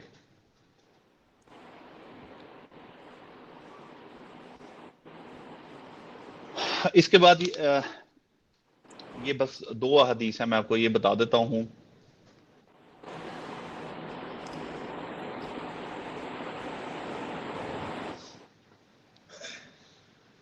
یہ جو میں آپ کو جب سیدنا حسین رضی اللہ عنہ کو شہید کیا گیا تو آپ کا سر مبارک یزید بن معاویہ کا جو گورنر تھا عبداللہ ابن زیاد اس کے سامنے لایا گیا، تو بدبخت جو ہے وہ آپ کے سر مبارک کو چھڑی سے کوریدنے لگا۔ یہ دیکھ کر سیدنا انس بن مالک نے کہا کہ اے خبیث، اللہ کی قسم سیدنا حسین اپنی شکل و صورت کے اعتبار سے رسول اللہ صلی اللہ علیہ وسلم سے سب سے زیادہ مشابہ تھے، تو کیسے تیری جرت اور ہمت پڑی کہ تو یہ کر سکے؟ اور پھر آپ کو پتا ہے کہ اس کے بعد ایک میں نے جیسے آپ کو کہا کہ لوگ کھڑے نہیں ہوئے، لیکن اس کے بعد کیا ہوا کہ اگر آپ اس کے بعد کی چیزیں پڑھیں تو جو روایات ملتی ہیں جامع ترمذی میں ہے، مختار ثقفی نام کا ایک آدمی اٹھا پھر جس نے ایک جماعت بنائی اور پھر چن چن کے جو کربلا کے لوگ تھے ان کو قتل کیا، ایک ایک بندے کو قتل کیا۔